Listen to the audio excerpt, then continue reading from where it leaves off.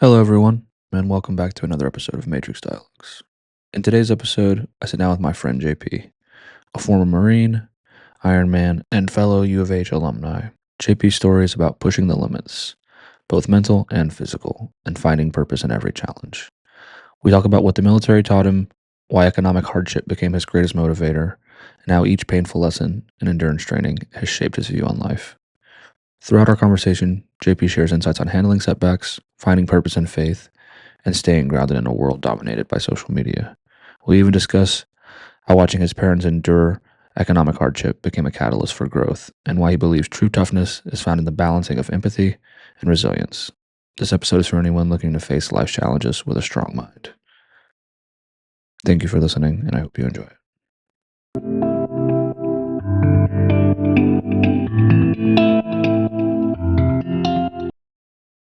Are your headphones gonna die?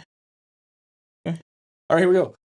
Fucking running through number 3 in this bitch. Here we go. It's all good. Learning process, bro. I'm learning how to be more patient, I think. Okay, here we go. I thought you would have. I'll touch into that, but yeah. All right. Fuck me. Here we go. Welcome back to another episode of Matrix Dialogues. I'm your host, Austin Boozer. I'm here with my great friend, Mr. JP. JP, thank you for being here. How the fuck are you doing? I am blessed as always. You already know this. I mean, as always, fucking blessed. Of course, man. You got to view it like that. I agree. Like I said a few times already, I love when we connect. I think the conversation we have is really great. Always gives me something, and I enjoy it. And I'm grateful to have you as someone that I can confide to and have great conversation with. And I look forward to having this one being one that everyone else can listen to as well. Of course. Likewise, man. So, JP, if you just want to give everyone overview of you, who you are, where you've been, where you're trying to go. I'll give a quick overview. So, like I said, I'm a kid from the dirty South. Grew up, in Spring Branch, Houston, Texas. Was born and raised here. Went to school here. Joined the Marine Corps. 2 semesters after college because I figured out that college wasn't for me. Wasn't for you then. So it's very interesting. But we'll touch into that anyhow. Joined the Marine Corps. Did my 4 years.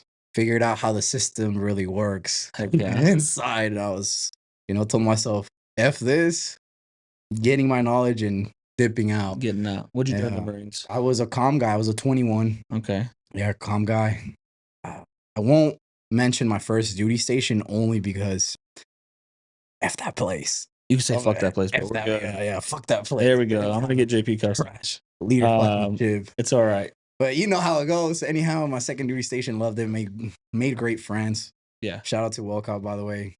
A real true Heck yeah, I love leader, it, yeah. sergeant. Yeah. Stud. Anyways, got out of the military, went straight into college, graduated from UH with an economics degree. Heck yeah. Minor in business. And now I'm just a consultant in the cybersecurity. Heck yeah, you are. Well, fuck yeah, man. I love that. I'm just going to be really real. And I'm a part-time gym rat. Part-time gym rat, my man. That's how we met. Is in the gym. Yes, we did meet in the gym. God, man, it's been a few years now. At least like yeah. 2.5 No, man, because I was still dating. Longer than ex that. at the like 3? Yeah, 3 years? Dude, yeah, 3 years. 2022? Yeah, definitely. Yeah. Okay, so yeah, better half of like 3 years now. It was early 2022. So almost 3 years. Sorry, I had to been really a while. remember. Yeah, no, we've known each other a while. We spotted each other in the gym, like some real gay lovers almost. Yeah. Just the military look has a vibe. Well, I saw your hat, and I saw it was a Afghanistan veteran hat. Yeah. And I knew that was some real shit. I gotta go up to him. Yeah. He's seen some shit. He's seen some shit. This is a guy I can talk to. Yeah. But yeah, no, By the way, I never saw shit, so I don't want to portray that. But it was just, I always like to talk to cats that, went through the real shit and deployed and did all the. I think more than anything, we just have we have a look about us per se. Yes. Like we carry ourselves in a certain way that we stand out versus the regular folks. Regardless of your branch or what job you did, like there's just things about how you carry yourself as a person post-service that I think just stick around, and we can identify that in other people pretty well. Yes, I agree with that, and it's interesting that you mentioned that because a lot of people have the perception of us that we're assholes by Yeah. nature, and Mhm. it's not. It's not like that. We just, I mean, you were very cutthroat when I met you. I was too. Yeah. Hey, can you spot me? This, and that. Yeah. Went from there. It wasn't sugarcoating things or Yeah. I think part of that's just stuff like men that. too, you know? I think, like, Believe it or not, I don't know, man. I don't know. In today's age, you're how old? I'll be 30 next year. I'm in my late 20s for the people that don't know, There we but go. I don't know, man. For my age group, it's changed a lot. It's I changed mean, a I lot. agree. I think when I was getting out, I saw the culture changing a lot with the military holistically, but I also think that to some extent, you are who you like, you attract who you are. So if that's the kind of person you are, that's kind of what you'll attract. And, like, a dude who would be intimidated by that, obviously, is probably not gonna come speak to you, right? Correct. Inversely. So maybe it's not. I guess the people I surround myself with, that's very normal for us, right? I just try to lead by that. Like, hey, I don't want to fluff. I don't want to bullshit. Like, hey, this is where I'm at. This is what I need. Da da da da. And Yeah. collectively, that's how I try to move through a lot of things in my life. So I condense that down too much and say it's just men. But Well, I'm sure you also grew up like that, just being cutthroat, getting right to the source of the, whether it was a problem or argument, whatever it was. It wasn't. Well, I don't know. Maybe yeah, no, I mean, I'm guessing wrong. I think more of that shaped for me collectively with the army. I was actually insanely shy and super soft spoken as a kid. Very intimidated by the surroundings I was in. So I actually was not very outspoken. I was actually like the inverse of Yeah, that. I do remember you told me that, and Mm. you actually showed me some pictures when you were going through some Yeah. shit. But you were And so yeah, no, I'd say the army and having proof that I was the person I wanted to be allowed me to have more confidence collectively. I'd say to anyone, any advice I could give to them would be, if you really are struggling with self confidence, just start by keeping the promises you make to yourself. yeah. If you say you're going to do things, do them. And as a kid, early teenager, even in my like early adult life, I was not good at that. In particular, keeping the promises I made to myself. And so, But you yeah, saw where that led you. yeah, no, I You mean, saw where it fucking led you. yeah, it A was, dark fucking path, boy. it did, it Because does. I've been in that motherfucker. It's not good. It's not. So no, I definitely no, it wasn't just like this kid who had all this confidence or was very cutthroat or direct. I was actually usually insanely avoidant, and I would never speak up and I would never say how I felt. But because I spent so long in that spot, That's I developed the ability to, like, wow, this fucking sucks. that's crazy because I would have never You portrayed you as that cat, in your earlier Yeah. years. Only, I mean, granted, right? You also grew up, and I wouldn't like to say that you're older now, but you're more wiser. Yeah. I mean, I just more, Respect. if we boil it down, I just have more experiences. Yeah, especially for you being overseas. I can only assume, right? Yeah. I mean, I mean, military, especially. I'd say the number one thing I gained from going overseas was just perspective. More experience, more perspective. And I believe you on that because you always mention, hey, perspective, whenever we're discussing something, perspective, and you always help me see it a different way that I wouldn't have seen it if it wasn't for you. And it's just, Yeah. it's funny how everything correlates eventually to how one gets built up. Yeah. I find it that how's the best way to say it? Like, a lot of things I've struggled with to get through or overcome or deal with just collectively, or when I'm even talking to someone like you or anyone where I'm giving advice, the number one thing I will offer is usually simply just perspective, Yeah. because that the situation is what it is, and you have little control over it being any different than what it is. Like, right, it is just that, and taking a neutral perspective to it. Or if you're maybe in a negative one, like, well, let's just get you from negative to neutral. You don't even have to Correct. be positive or fake it. Like, oh, it's really great. Like, no, some things suck. But if we can just get to neutral, like, hey, this shitty thing's here, but how can I just deal with it? And it's interesting that you mentioned neutral before good. Yeah, Negative, neutral, yeah. good. You can't just go from Mm, from shitty to great. There's levels to it, and I think a lot of people it's misjudge to that as everything, well. bro. So, well, we're gonna get into a whole bunch of shit today, from some military stuff to the way we push ourselves physically, to obviously some things we've already covered, like some like-minded perspectives and ideas. So I'm looking forward to jumping into it. So I'll throw the first one at you: is how was your time in the Marines shaped your views on discipline, hard work, and how do those lessons apply in your life today? Hmm. Well, can start off by it definitely taught me discipline Mm-hmm. to think with logic, actual logic, and not waste time. Yeah. Not waste time. And I would say those are the There's a lot more factors, obviously, Yeah. but those are the main three that I would say really. Like the key takeaways you got. Yes. Did you- Just because going in as a 19-year-old, and granted, I grew up in a very well, from when I was born all the way up until 12, 13, great life. I Life got was good. everything I wanted. God bless, I didn't struggle for anything. If I wanted something for my birthday, I would get it. I Mhm. mean, obviously, yes, I was an only child, but my dad earned very well at Mhm. that time. And I didn't struggle, man. And obviously, like any parent would, well, I would like to think how any parent would do, wouldn't just get the things out of, Yeah. hey, dad, hey, mom, can I get this? No, they would throw out the trash, do little, I would have to earn it. Yeah. So I learned, I guess you could say that's, nah, I wouldn't call it a skill. Earning's not a, could you? I mean, I think it Earning? is. Yeah, I think it yeah, is. I guess you could. Yeah, so I learned that through my parents. Now, once I hit 12, 13, dude, What changed wild you? ride. That's why life is a roller coaster. I tell my friends, my close friends, and I ended up in a interesting path. I would say I wouldn't call it difficult path, but interesting path. So my dad lost his job. He lost all his investments. His whole we had well he had real estate portfolio. He earned very well. Yeah. My mom never worked, so I got that. What, what would you call it? Forget the word. It's oh, a mama's boy. Yeah, I would Yeah. get that call. They would call me that whenever I was growing up, and Mhm. it's funny because I would be ashamed.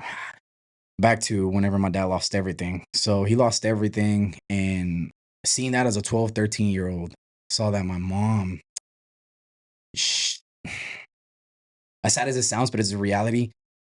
She got this, I wouldn't call it, let me see, let me find the right word. She got used to that lifestyle No, of 100%. not, working or just being a stay-at-home mom. And Yeah. she obviously, she loved it because that's all she knew Mhm. at the time. So then she started working. I started seeing all that, and I didn't want that for my mom nor for my dad because he was struggling at the time too. So I knew at 12 or 13, hey, I gotta grow the fuck up. So believe it or not, at that age, I started just thinking about my future, not necessarily that I made a plan. Back to my parents. So yeah, so I saw my mom struggling mentally and just I can not, imagine from your dad's perspective too, though. Like I've been able to support my family and take care of yes. things, and now And I'm having to you ask don't my feel wife. you don't feel like a man. I Yeah. realized that. Yeah. I No, it realized. definitely takes a hit on who you are as a person. Yeah, so I had to pick up, 2 extra bags, as I would like to say, and put them on my back. Time to fit for it, as we would say in the military. Figure it the fuck out. So, Yeah. So I guess back to what we kind of initially were going for there is like what made you want to join? I guess this is a thing I love to ask people. yes, what made me want to join? A lot of individuals ask me that. And I've thought about it really, really deep. So, when I was really young, subconsciously, I was eventually going to join. I'll tell you why. So, growing up, I was always into action figures, Mhm. G.I. Joe. Yeah. I would have army action figures. I would get guns as soon as I turned in, I think, 14. I bought my first BB gun. Mhm. So guns always, I don't know, Do you think that was I had a the? respect for them, but if they fascinated me. Do you think And that was the culture here in the States? wait, say that Do again. you think it was the culture in the States, like the Oh, way? So oh I'll give yeah. you my take on it. Is so I'm a little older than you, but I was a kid when 9/11 happened, and then like we look at the cultural message that was pushed to us as kids growing up was this very like patriotic view, Right, this right. very Yes, no, that's ingrained. correct. Yes, in that aspect. If now that you Mhm. And I think gave me the context. that was for me, that was huge. Yeah. And I look at all my other friends who are about our age roughly, we'd say plus or minus 5 years on each side. That's collectively. If you were alive when 9/11 happened, even if you were an infant, like it's a huge part of the way you grew up here I in agree. the States. And I know that influenced me hugely to join. Yeah. So I was just curious if Yeah. that was something No, similar that's for you. something similar as well. Now, but I have two parts of it. So Go ahead. let me finish. So the first part, subconsciously, I grew up with just a lot of action figure toys, man. Soldiers, little tanks. I'm a big Halo fan for people that Heck don't know, yeah. Master Chief, So yeah, I grew up with a lot of that. And that was one part of it. So subconsciously, I think it was right. I Yeah. ended up where I should have been at that point in time. Now, the second part was more, I was, whenever I got into believe it was 7th, 8th grade. I don't know why, but I was really, really attracted to John F. K, man. John F. Kennedy. Just something about him and something that stuck with me at that age. Believe it or not, it was what he said.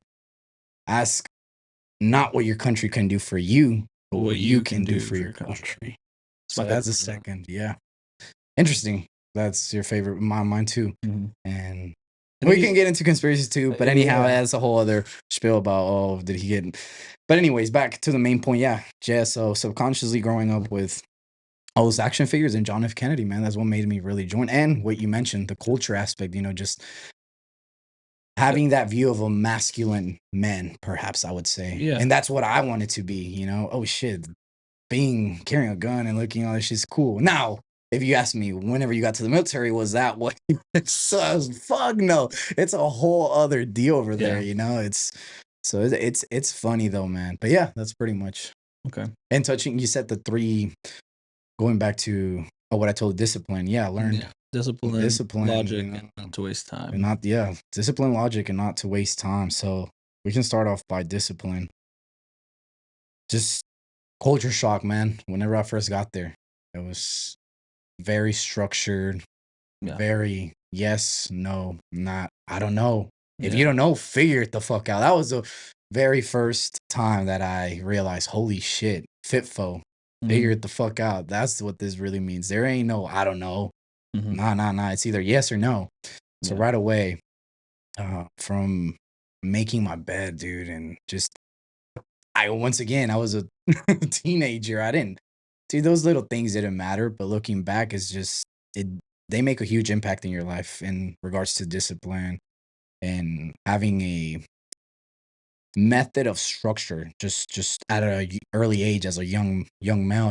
We're in a world of chaos where a lot of people, end up in a wrong side of the street. By that I mean more metaphorically, as in they end up relying on drugs and just for the because a lot of people, they don't understand. But yeah, man, discipline, and then not wasting time. Everything's fast. I mean, dude, you know it better than I. Your boots on the ground. Everything. Yeah. Fast paced. Hey, pack your shit. We got to go here now. Figure it out. You don't have you're missing some gear. Oh, well, go tactically acquire it, meaning go steal it from someone else. So learning all those little things. Just, I'll put it this way. It's like playing chess. Being in the military is like playing chess. Now, it's also like being in the circus because you're around a bunch of like saying clowns. But it's a love-hate relationship, man. Discipline. But yeah, you learn a lot of aspects, but those are the main 3. Okay. I like that. I think I can agree with the discipline. I think it's geared for people who are logically based. I wouldn't say I learned it there, but I think it's geared towards people who succeed well in the military, can think with logic. And then not to waste time. I think that's a good one, but I think the military wastes a lot of time. I think what I would say is on the figuring out is you learn to adapt. You learn that you don't need the optimal state to succeed. Yes. Right. Whether you have the right equipment or the right circumstances or the right timing. So I think for me, it was just an adaptability standpoint. I was learning I could do a lot with not the right things. I like saying this: a good craftsman doesn't blame his tools. Yeah. And so it's like, oh, well, the weather's this, or I didn't have this gear, or I have too much, or what, like, I think it's just an ability to adapt to my surroundings and still make it work. I think that's something. Man. Yeah. Okay. In what ways does your background in economics influence how you view your own personal growth and success? And how do you see parallels between business and life strategies? Well, once again, choosing my degree in economics, I sat down after I graduated and I said, well, why did I really choose this? I know I always wanted to learn about numbers and the economy and everything, but I realized that, once again, subconsciously, it was always in the back of my head because, like I said, whenever I was growing up and those tables turned with my parents where they lost everything, and I saw how much money affected making decisions and or even being able to survive another day. Not saying that I had it, And I think that's what you're saying, though. It's like that's what kind of altered your view on Yes, a lot of things in life. yes, Is a it? lot of things, and just seeing my mom struggle, and I remember sleeping on the floor and promising my mom, "Hey, don't worry, I'm going to get you a house back." And this was at 15 years old. Yeah. Time flies by. At 22, I purchased that home for my Yeah. mom. But sticking to the economic background. Yeah, so that's one aspect, just subconsciously, it was always in the back of my head because I wouldn't know that. I knew how money worked, but obviously you're young. You just Yeah. always asking, "Gimme, gimme, gimme." Yeah. You're kind of But ignorant. correct. So yes, I would say my childhood, having a quote unquote rough childhood at my second stage of Yeah. teenage years, which I believe it's the most crucial as a kid, because that's also where you want the new pair of shoes, you want the new Yeah. shirt, and I didn't I didn't get most of that, Yeah. But I, so would- I that would. I would just ask you though. This is something I like to present to people. So I grew up in the inverse of you. Is like where it was never good. There was never money present, right? So I was that sleeping on the floor. We I didn't recall you have, share that story with me. and so. But I would. Would you rather have had that happen to you then, and now you have this drive, this hunger, this willingness to do the opposite, or would you rather have it stayed really great, and then you maybe would have been that bratty, annoying, entitled kid as an early adult, right? So it's like, as much as in the moment, it's like, wow, that's really shitty, and that's a horrible thing to have happen to your family. But now here we are, some 10 plus years later, and you can look back on it and go like, do I like the things that it's helped created in me Yes, that I have been able to achieve with this? I totally 110% agree with you, man. It's also funny that you mentioned that because my best friend, Daniel Bevan, you met him. Yeah, good old Awesome Danny. dude. Shout out Yeah. to him, by the way. He's a dude. He's awesome, man. I could speak thousands and thousands of words, good words just about. But anyhow, we had this joke where we would always ask ourselves, man, what would it have been if we were just trust fund babies, Mhm. And we didn't get to see that other side of the world, Yeah. meaning that struggling part, that which majority of the people live like that. Yeah. So, putting the joke aside, between Bevan and I, back to your main point. Yes, I'm happy that it happened the way it happened, and Now. figuring out now. Yeah. Yes. Because now I'm in the position where I know both sides of the world. So it also, I believe it makes an individual humble, Yeah, 100%.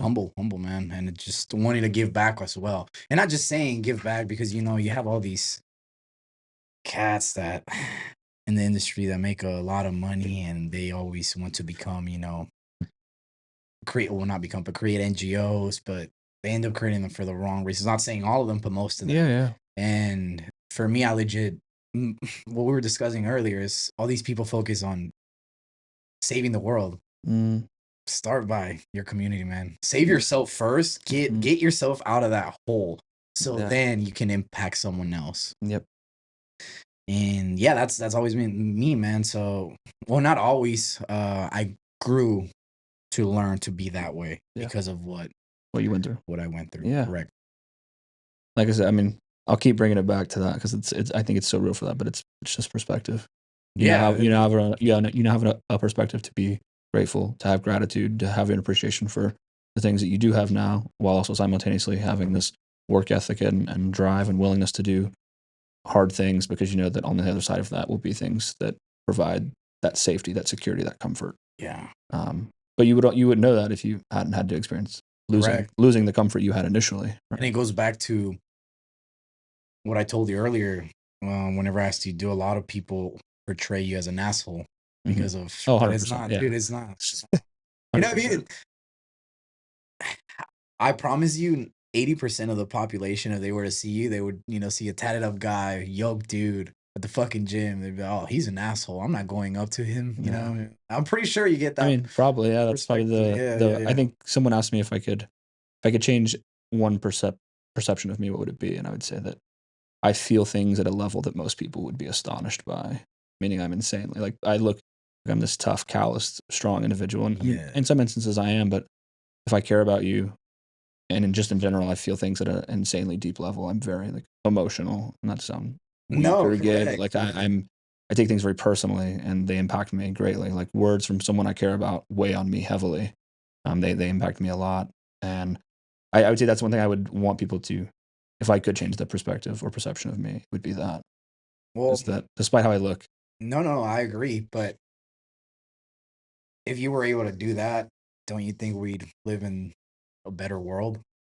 I mean, 'Cause collectively, probably. exactly right. So, yeah, food for thought. But no, and I agree with what you just said, man. It's I mean, like you said, it's perspective too. Yeah, that's what I think. That's the People complicate life, and dude. All the answers to all your problems is how you view things, and yeah. they're up here. Everyone wants to, for example, they want to listen to a podcaster about finding the answer. Dude, you're not gonna find the answers in a podcast, in a book. Well, you will, but they're going to Or be the same as the 10 other podcasts you've listened to or the 10 other books you've not read. only that, but you also have to learn that what you gain from that, you have to apply it for Yeah. it to be able to work, and that's how you. Actually, no, there is a trick to it. Okay, look, you have to grab all these things from what you read, what you watch, and use them to benefit you, but apply them. And once you start applying them, discipline will come, integrity, all those other factors that you're looking for, they'll come, in my Yeah. opinion. Yeah, I always say you have to, my phrase that combines all that is you have to make it fit to you. Yes. So it's like, good, I can hear a great story, I can listen to a good podcast, I can read an amazing book. But if I have to make it then fit to me and fit to my life, and like you said, apply those things for what I want the results, the benefits to become. So, so last year you did an Ironman, which is crazy. I did. I actually, no, I'm not even joking. I forgot about that. But yes. So you did an Ironman, which is a huge, it's a huge accomplishment. Thank you. Physically, mentally, very tough challenges. What do you think was the toughest part of that? And what did you learn about yourself during that time?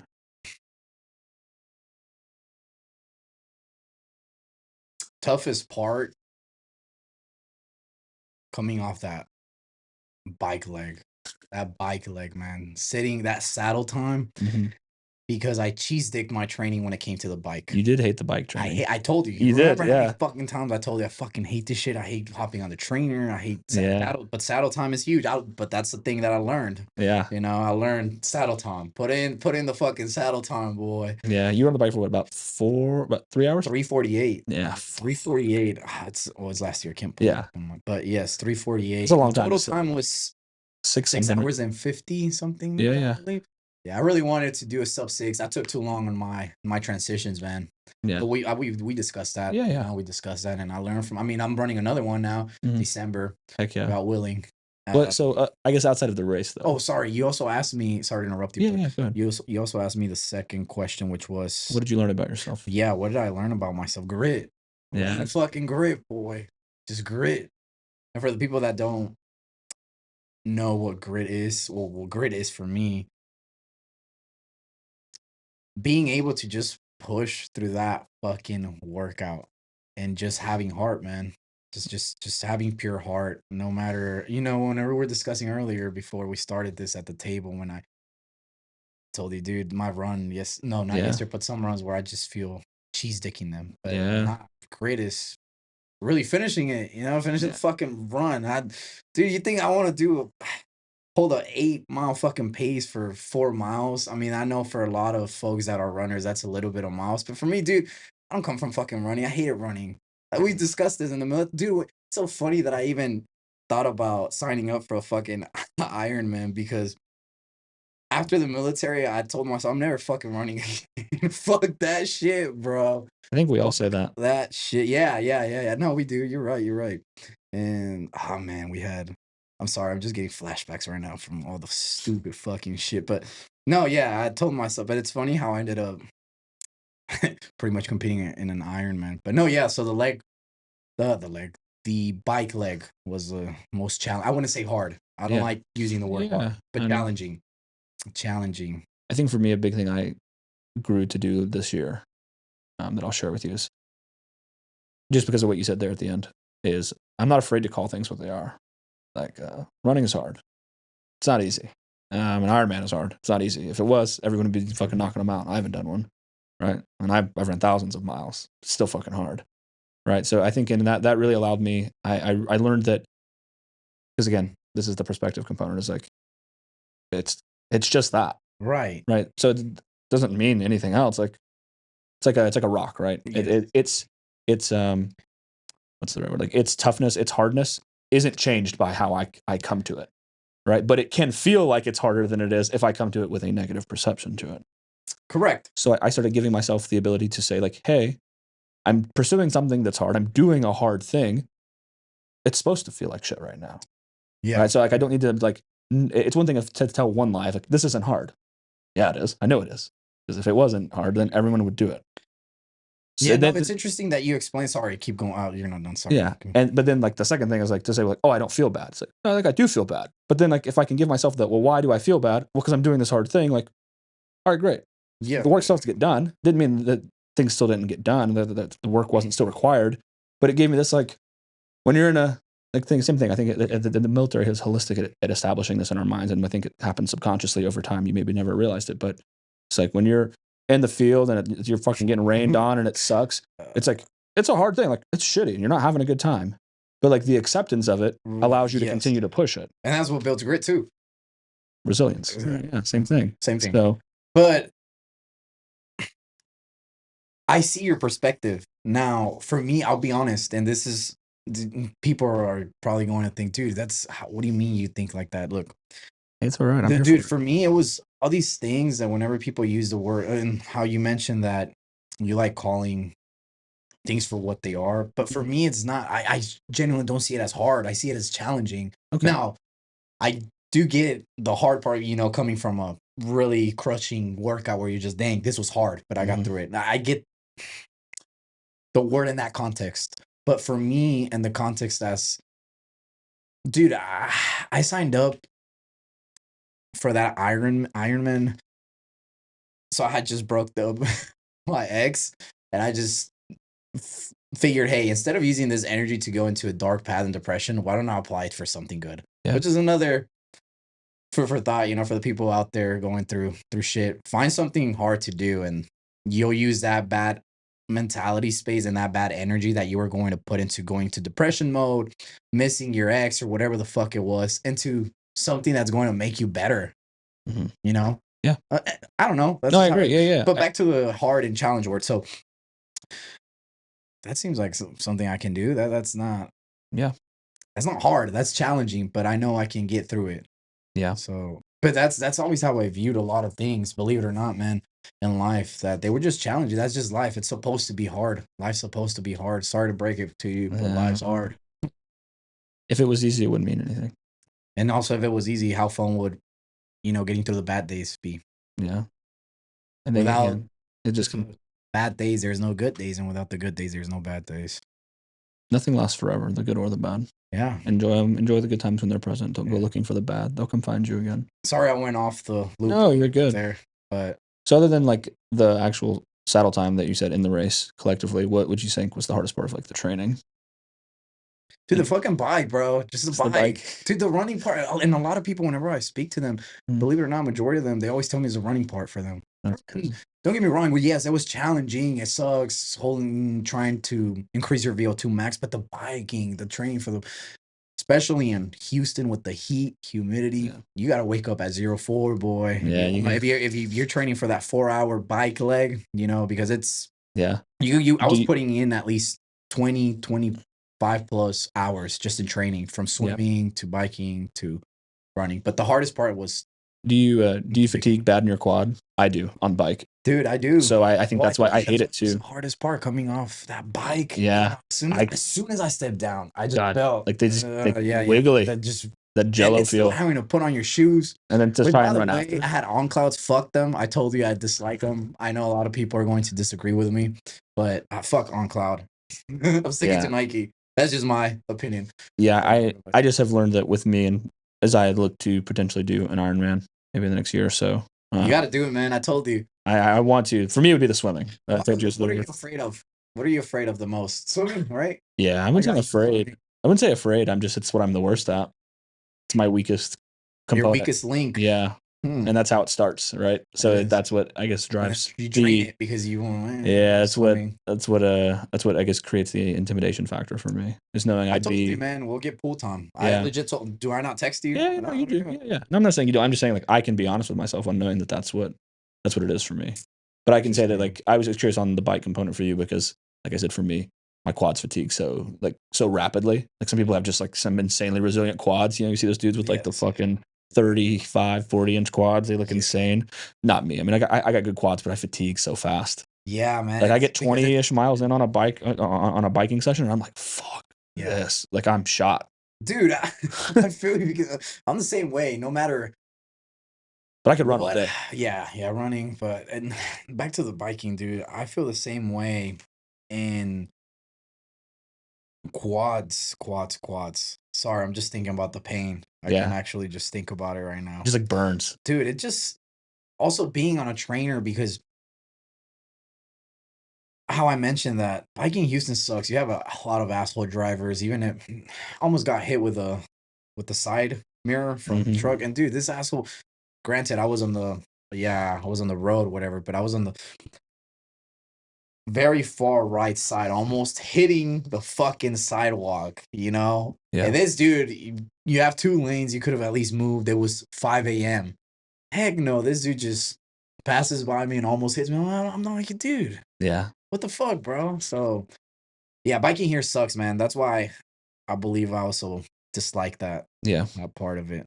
Okay. Because think about it, all the Europeans that train for Ironmans, they have beautiful scenery, bro. They have mountains. Now, once again, how you said perspective. Yes, I agree. But it's funny because I still push through my workouts no matter whether it was shitty or not. Yeah.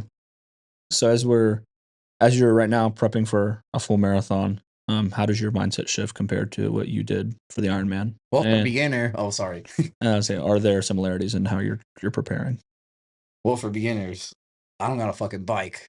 You don't got a bike or swim? Well, swimming, I'm not. I know you like swimming, but I love swimming, which I didn't know it was an impressive time until a lot of people because I posted on Facebook, which, by the way, I don't have any social media anymore. But when I had posted that I competed in Ironman, my time for the swimming was 33 minutes, I believe. Yeah, that's fast. Yeah. I have a lot of friends who just did one, and their times were like 50, 55 minutes for the half. Yeah, for the 70 point. Yeah, 70.3 for that mile swim, 50 minutes. See, and I didn't even see it. Their bikes were better than yours. But I'm saying, the swims on average were about 40 to 50 minutes. Yeah, and so your swim was insane. Yeah, so whenever people started commenting, I had just people, dude, that's a fast swim. How do you do this? How do you do that? We've been swimming for a long time. Yeah, correct. Yeah, I was just about to. Yeah, I have been swimming for a while. That was my sport growing up. You know how a lot of parents put their kids into. Yeah, that was my sport. Yeah. So anyway, back to the question is what similarities are you seeing in your preparation from the Ironman to now the marathon? Which one do you? I guess my own question is which one do you feel is harder? More challenging, I would say the running. Yeah, because you can only just do more running. Yes. It's not like, oh, well, I can just go get some seat time or I'll go get in the pool. Like, it's like, hey, guess what? You just ran yesterday. Guess what? Tomorrow will be a fucking another one. And building your VO2 max, boy, did I learn real quick what the fuck that shit was. Yeah. Especially in running. Marathon is tougher. It's tougher. Training for a marathon, sorry. So I still am. I'm on a 15-week program. I told you, right? I created by myself with the help of, once again, Daniel. Love that guy. And ChatGPT. Heck yeah. Yeah, but you got to use your tools, man, especially in today's age. But no, yeah, definitely marathon was a hard. It's just, for me, it's mostly building that base is the most important thing that I took for granted. Yeah. I took it, man. I learned quick. I learned quick building, your base aerobic foundation. Yeah, huge component to running. Yeah.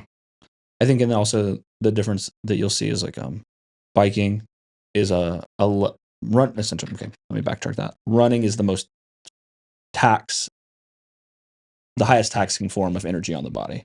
Like biking or swimming is not as taxing on the body collectively from an energy standpoint, right? Like if you run 20 miles versus you bike 20 miles, or obviously you don't swim 20. But if you ran for an hour, you biked for an hour, you swam for an hour, I guess you burn more calories in the swim, but physically you're in the water, there's no impact, there's no force on your body. Yeah. So from a energy drain standpoint, you're looking at running as the most taxing on the body as a whole. Oh, I agree. And I think that's why a lot of people I've also talked to who've done Ironman, done marathons separately, will say like, yeah, fuck, like the physical like just drain on my body was way different than prepping for an Ironman. Yeah. With just the volume of running, and like you said, the base building of the VO2 max, the aerobic base, something a lot of people don't understand how is so pivotal. They think like, oh, you just run. That's a huge factor. You just don't go into a marathon. A lot of people, I know a lot of people, you know, and it's, which by the way, I have a very good friend. She's also training for the New York Marathon, so I built her a plan as well, and I haven't been in touch with her only because I hopped off social media, on which I know I'm horrible person for that. No, you're not horrible, man. But I also got to focus on my stuff, you know, and it's. But I gave her a very detailed plan, so I know she eventually hears this podcast, which I don't know if she will. I'm sorry. I love you though, and I know you'll crush it in your marathon. November. Heck yeah. Yeah, no, it's here soon, actually. Can you share a moment in your life, either in the military, during a race, where you had to push through some intense physical or emotional pain? Emotion. What about mental pain? You didn't mention that's important too. I think emotional can be mental. Mental? Well, where do you think emotions reside? I think they reside. Well, yes. Yeah, in the noggin. Yeah. Brain. You're right. Every fucking day, bro. Just getting your dick pushed in every fucking day. You asked again. Ask me again. Sorry. Where you had to push through some intense where I had physical or emotional pain. Yeah, every fucking day. Every fucking day, man. Give me a more tangible one. Something that. No, I know. I'm really thinking deep here because I don't want to give you just some mumbo jumbo.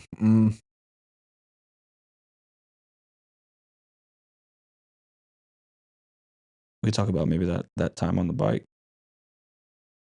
Before, there was definitely a time before that 3, almost 4 hours hit that you're probably like, fuck this. Yeah, no, I'm trying to think about a really deep scenario that I went through. Yeah, it's every day. No, I know.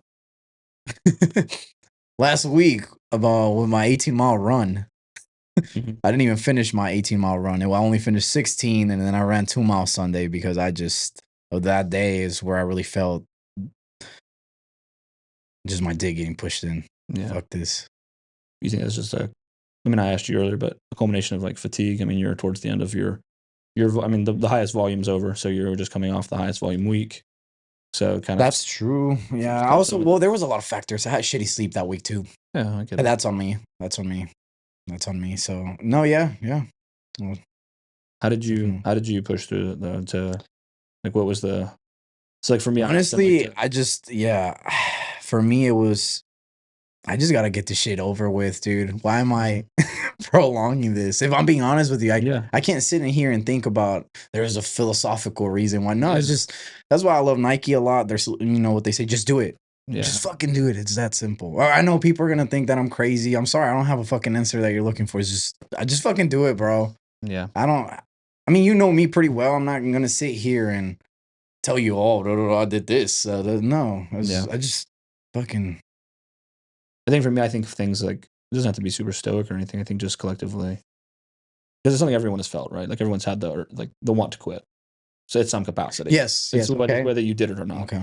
And so I think that's what I mean by, it's a better way to preface it is, so for me, it's like, I think of what means more to me, like who I am right now or who I'm trying to become. I don't think that's very philosophical. I think it's just like real. It's like a mindset I take. It's like when I want to quit on something or when I want to give up, when I'm like, fuck, this is hard, or I don't want to do it anymore. I'm like, what means more to me?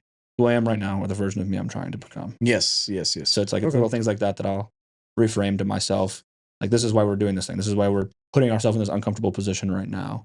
I'm intentionally seeking out something uncomfortable or hard or whatever that case may be, so that when life presents me something uncomfortable, I have taken my proverbial daily medication of challenging or hard, so that it doesn't whoop my ass as much as it could if I was just sitting solely in comfort.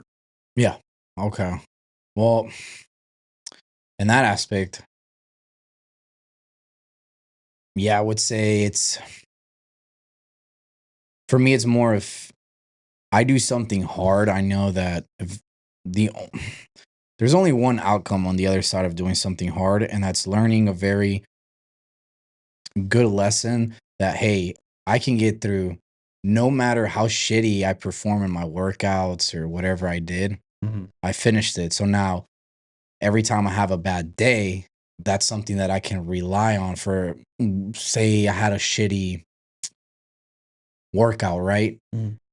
And then I still push through it, but at work or my personal life, I have an argument with someone or I start getting just stressed for no reason. I think back on that workout that, hey, remember that fucking time you did something hard, but you still pushed through it? Yeah. Why the fuck are you being a little wimp now in this other aspect of your life? I think that's another good one too. It's like it's your ability to call back on that thing and be like, "Hey, remember when I did this?" Yes. It's like it's the proof for you. Yes. Inversely, it's kind of same thing for me. Does that answer better? Yeah, no, I think that's a better answer. I think you were kind of overthinking it a bit. I was. Yeah. I overthink a lot, believe it or Same. not. That's why Same. I do, man. I overthink a lot of things. And it goes back to earlier what I told you, how everyone thinks that there's a plan, or we're good? Yeah, Oh. we're good. Yeah, that everyone thinks that there's a plan or there's some sort of trick. There ain't no fucking trick. It's just I think doing the work and just working hard, bro. I agree. I think, but the perspective I've tried to reframe is I realize that a lot of people don't think like you and me. So, And it's hard. It's hard. I Yeah. know. It's sorry I cut you off, but it's crazy that you're that you mentioned that. And I try my hardest to try to break it down for them so they can kind of get in or live in my head, but obviously they're not going to be able to do that. But it's hard. It's hard. That's why, you're always alone. I'm always alone. I don't have a training partner at all.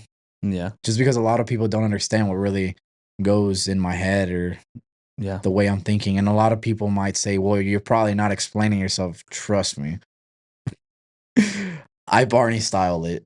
Really, really, really down for the things that I want. So, no, yeah, it's the way we think. It's for people like us, it is harder to explain it to someone who doesn't think like that. Yeah. Right? And that's why they see it as, oh, you're just crazy or you're just someone that wants to portray this fake. No, there's nothing fake about it. You come live with me. We're going to wake up early. We're going to eat right. We're going to go train, lift weights, run, whatever the fuck it is. There ain't no faking who I am in the sense of how hard I train or how I view things when it comes to training, as in how I told you, I don't view them as hard. I view them as challenging. Yeah. And I think a lot of people get that confused as they see it as we're just someone that's fake. But I don't think it's that. I think, everyone, I think that comes from maybe some insecurity or jealousy on their end because they know they couldn't push themselves to do those types of things. So they have to. See, I hate that though, man, because you don't know how many amount of times I've had individuals this is another reason why I just deleted all my social media. But on Instagram was one of the biggest things was just people, and sorry we went off track here, but one of the biggest things that a lot of individuals would always hit me up about is, man, keep doing what you're doing because I like living through you. Why live through me, dude? Just do it. Why? To me, that's so lame. Living through someone else. Every time I've always saw quote unquote lifestyle or something that fit my life and how I wanted my life to look, whether it was the same as that or just tweak a little bit and grab good and bad things. But I always just followed that. Why do you think it bothers you so much, though? Why do I think what bothers me so? That they say I'm living through you. Because the world is yours, bro. The world is your oyster. Yeah, but you can only accept that when you arrive to it yourself. Correct. And but it's a lot of internal work, and I get people don't want to do the internal work.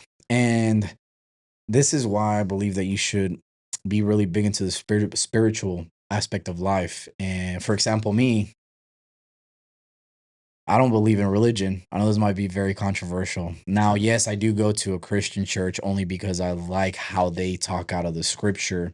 But yet, yes, I am well aware it's written by men, Mhm. right? So, but to the point that, look, people got to get right with their spiritual. You got to believe in something higher than Yeah, yourself. 100%. You can't be too naive or a hothead to think that you came out of the fucking blue. Yeah. You know, I believe in God. Don't get me wrong, but I don't believe in religion. That's Mhm. another reason why I got out of the military too. Because once you start seeing that a lot of the problems that happen are due to religious beliefs and people not agreeing, dude. I'll ask you this. I know you're the one asking me the You're good. questions, I'm all but for it. do you really believe we should have invaded Afghanistan? Think about it. No, That you well, I've thought about it a lot. okay, awesome. Yeah. No, I want your honest answer, and we'll get back on track about something. Hmm. About what we were Yeah. discussing earlier. My truthful answer is I don't think I have enough information to answer that question fully. It's a politician answer. I'm kidding. No, No, I that's mean, your true answer. Yeah. no, but I think No. that's true. I think right as if like okay, I'll branch here on something I don't usually do. Anything I come to or I arrive at, and I'm like, I have a knee jerk reaction of an opinion to something. Before I open my mouth and just start letting things come out, I think I need to make sure I have the information correct, right? And so, as a almost 30-year-old guy who grew up here in the States with a very patriotic push. I'm from the South, right? I was born in Mississippi, then I moved to Texas when I was, in elementary school. So it's huge, right? This whole like fight the war. Those people over there are horrible. They want to kill you. They don't think anything of you. They just want you dead. Da da da da. And then of course, right? Then I got a little older and I realized, okay, maybe that's not entirely the truth, but I still feel like I took something personal uh, in me because of 9/11, and I feel like I should do this job. And so I chose to be in the military, and then I chose to do a job where I could go overseas and potentially fight the enemy as close as I could get to them. And then what I realized over there is like, not everyone wanted to kill me. Not everyone thought I was bad. Not everyone hated me. And there's people who were willing to give everything they had, which may have been almost nothing, to protect me, to keep me safe. And so then the truth of the reality of life became clearer to me. And so in those moments, I had to fight conflict internally on like, do I really believe in what I'm doing? Do I believe in keeping these women and children safe that want real lives? Yeah. And I believe in pushing a message forward that the idea that they could have peace, that they could maybe have something greater than what they had before by being ran by a totalitarian system that, abused them and wanted nothing more than to just completely run over them. So I believed in those things. But so to say initially, do I think we should have invaded Afghanistan or not? Like maybe it is a politician answer, but I don't think I have enough Information. collectively to give a good debateful answer on Right. that. Well, you were also young when you Yeah. were there, right? How old were you? I when was you first touched foot when boots hit the ground. 19. That's a young age Yeah. to see all that shit going on. But it's like, again, and in perspective to retrospectively in that moment, I did think I thought we were doing it for the right reasons. And then for some instances now with perspective and hindsight being, And the information that you have now. yeah, I still to some degree think we were doing it for some really good reasons. But you could easily pick one thing apart from it and say, maybe it wasn't that great.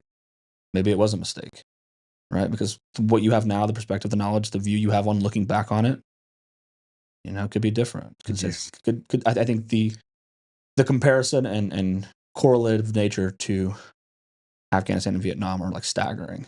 Should we have done what we did in Vietnam? It's like, well, for some instances, I think there's a lot of case for it. And then and inversely, I think there's some other cases that it's like, probably not. Like, Yes. what were we really going to accomplish there? Communism's bad, sure, okay. Like, I mean, Right. I can align with that, but we have to go fight somebody else and invade their country and do all this. Like, I don't know. Like, what is there no other way we could have? Essentially, we didn't stop communism. It's still here in the world today, right? So it's like, did it work? Yeah, I don't know. Was it worth it? Was it worth the millions of men that died for it? Like, I don't know. I only asked just because I like asking all my buddies that served that question. Yeah, because it sits with me. I mean, every day pretty much. Yeah, I have conflicting. I've made my peace with it though. Don't get me wrong. Yeah, I've made my 100%. peace, but Yeah, I think to say whether I think we should have invaded or not, that's separate from my thoughts on my service and my time there and what I did. But that I think we should have invaded or not. I don't think I have enough information of that, because there's things that are before me and things that happened that led to that happening, right? And so if I just even if I just went to one thing before that decision was Yes. made, it's still not enough, let alone if I went 20 things before that, right? Because it's like a domino game. Now, the way you think, wouldn't you say that if everyone thought the way you did and what you just explained, how okay, well, all about perspective, right? If politicians spent more time doing that, don't you think that maybe the world would be a little better? I think politicians would be better if they consider things like that. Yeah. That's just funny, man. To me, and I laugh because going back to what I was saying earlier, that everyone overcomplicates life, but it's really not that complicated. It's really about perspective. But I can also see a lot of the influences that shape someone, whenever as they grow up, Yeah. what they were told, what they believe. And then whenever you grow up, and for example, in our case, went to the military, it's a huge culture shock, as in how the world really operates, and it's really fucked up. Yeah. The world is a fucked up place, and everyone's got problems, and nobody's perfect. Yeah. I do all these things, dude. I'm not perfect, bro. I think Everyone's got fucking problems, yeah, but I think that's just a skewed idea of what perfection means to some people. right? Because yes, being perfect means Maybe to them, perfection is the definition of what different they things to want many be. different people. Yeah. That's why words are hard, right? Because though we can clearly understand, the example I always give people at the most sensible level is if I say the color red, you and I both think of a shade of red that's probably not the same. But we both understand, I said red, you know what red is, right? Yeah. But so Or whenever a woman tells you onyx gray, I'm like, it's gray to me. It ain't I don't know what the fuck onyx gray is. But No, but we're sorry. you're good, man. I think something that's still just plaguing my mind is why and I want to challenge you on it, because I believe it's what you should do to someone if you care about them. Is dig more into the way they think. So maybe challenge isn't the right word, because that has a somewhat negative connotation to it, but is like why it still bothers you so much about the things that others say about living through you and those kind of comments. Because I think to that, like for me, right, I'll give the example of like, Yeah, give me an example. because I think I want to hear your side. Yeah. So I think when I when I really started listening to like Jordan Peterson, Oh, I was like, wow, I'm living through that. Like I'm living through those words that I hear before I could actually take action. Right. And it's like inversely, before you're like, oh, I would have never thought you were someone who was like timid and shy and naive and like there was a lot of times where I didn't do the things I said I was going to do. And I was someone who just ran their mouth about all the things that he said he was going to do. And I never did any of it. Right. But I now know, because of not doing those things, what that feels like. And they haunt me to this day. I wonder, well, how good could I have been if I'd done the things I said I was going to do? So all that to say, I've watched someone, and this is, I think, anyone I've talked to who's kind of grown and overcome things in their life has done something similar to this, where they will pick a muse per se, right? Someone they admire, someone they're like, I'm like, those are the ideas, those are the values, those are the characteristics, those are the values that I want to live by, those are the things I want to do. And so initially, just kind of that first step of complimenting someone else's ability to do that kind of is like a step for them. Like, well, if I can acknowledge someone else is doing those things that I want to do in some weird way, that's like the step for me to like, okay, if I can do that, then I can continue to watch them do it. Well, maybe then I can ask them, hey, how they're doing it. And then, well, maybe then I can start doing it. So I think it's just, again, perspective, right? no, it is. And so I don't know. I also, like I said, I realize that everyone doesn't operate like us, right? And there is a somewhat unhinged or broken or whatever word you want to fill in there that makes you feel good perspective to it. And a lot of people tell me the same thing, like, oh, you just do all these things. It's like, yeah, I do. But I don't know. It's like I told you that on that day we ran a little over 20 miles together. It has to be for you. It has to be for you. It hasn't been because you can be there. You were there. I mean, with me, but it was still. Yeah. I'm doing it for me, not for you. Yeah. And so I think, but inversely, the same thing can be said in those scenarios where someone else is like, hey, I'm living through. It's like, it's for you. So like, just take the compliment or the whatever. Don't even, well, hey, you don't even have to take it. Like, you don't need to acknowledge it at all. But let alone to let it, I guess, create a negative reaction from you or a negative emotion. I'm really intrigued by why that is. No, look, okay, I get you now. The reason why it pisses me off, because I know that there's going to come a point in life, everyone dies, right? everyone fucking dies. Yeah. The last thing that I want, especially for my friends and the family, or my friends and loved ones, or anybody that's just hearing this, the last thing I want is for them to get in their deathbed and tell themselves, man, I should have done that. I should have actually done that. That's the worst thing, because I put that's regret. That's a big reason also why I do a lot of the things that I do, because I never want to be in my deathbed and be thinking about all the things I could have, should have, would have done. Yeah. Nah. Regret is a painful cost. Yes. But you can't control that, though. You can't control what other people do or don't do. That's true. Just try to but I mean, maybe I'll probably make it seem a big deal. Yes, it does piss me off, but it's not something that I think about every day as in, but no, it's interesting that you picked that up. A lot of people don't pick that up. Yeah. I've always been curious, because I know I think part of it too. Oh, yeah, at the gym, I always tell you, I don't know if you recall, man, all these people, if they just knew their true potential, they really applied themselves. And if everyone... Maybe I should stop giving a fuck more, right? About... I don't think so, because I continue to care more about other people, and I do too. It's hard, bro. Sorry I keep interrupting you, but it's hard, man. It's I can go on about whole spiel about that. And humans are weird and interesting creatures. I'll say that. They're very interesting creatures. They want a lot of want, but okay, well, what are you willing to do to get that? Yeah, I know you want it, but what are you really willing to do? But see, that thought pattern, and it also, sorry, I'm going to go this way because it's something you said earlier, that I thought that same way for a long time, and now I don't think that way anymore. You said that assumes that people think the same way you think, which is almost impossible. There's very few people who are going to think the way you think, even if they are similar, like-minded, same valued, whatever. The way I approach the problem that you approach probably going to have some variance to it. But the thing you said earlier was the way you do anything is the way you do everything. Oh yeah, and I thought that for a long time.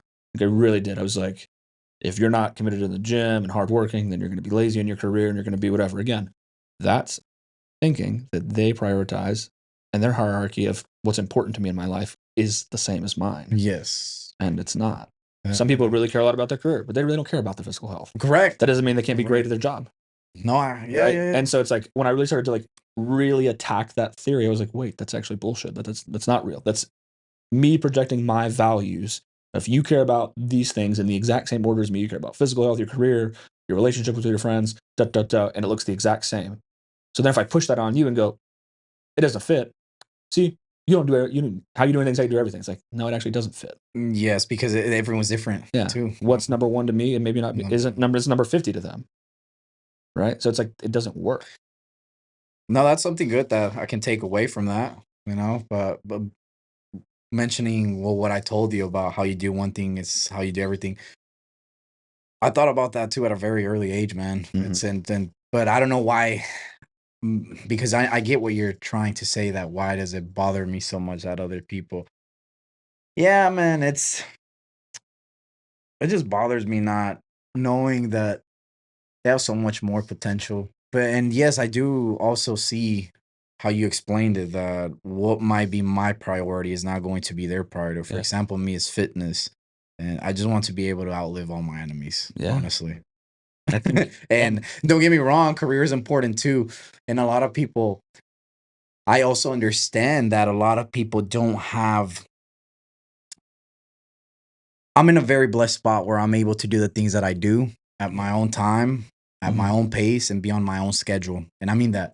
Yeah. Daniel knows. I mean, we him and I pretty much, we have our own fucking schedule. We're on our own program. I still have my consulting job, but I'm blessed enough to be able to schedule my meetings around my day. I'll put it this way. My plans revolve around what time I go to the gym. Yeah. And that's just something I put first. And now I understand that a lot of other people, fitness might not be their number one priority. Yeah. But I think what you said there still about like people when wasting their potential is, my thought is, well, how can I help them pursue their full potential? It's hard. I've tried and I still keep trying. Don't get me wrong. I still keep trying with my friends, with my buddy, that helped me purchase my first home. he just started, man, and he's going on a great. I won't speak too much about him because I Yeah, don't yeah. want to put him out there. Oh, you're good. But keep doing what you're doing. If he's Yeah. watching this, Yeah.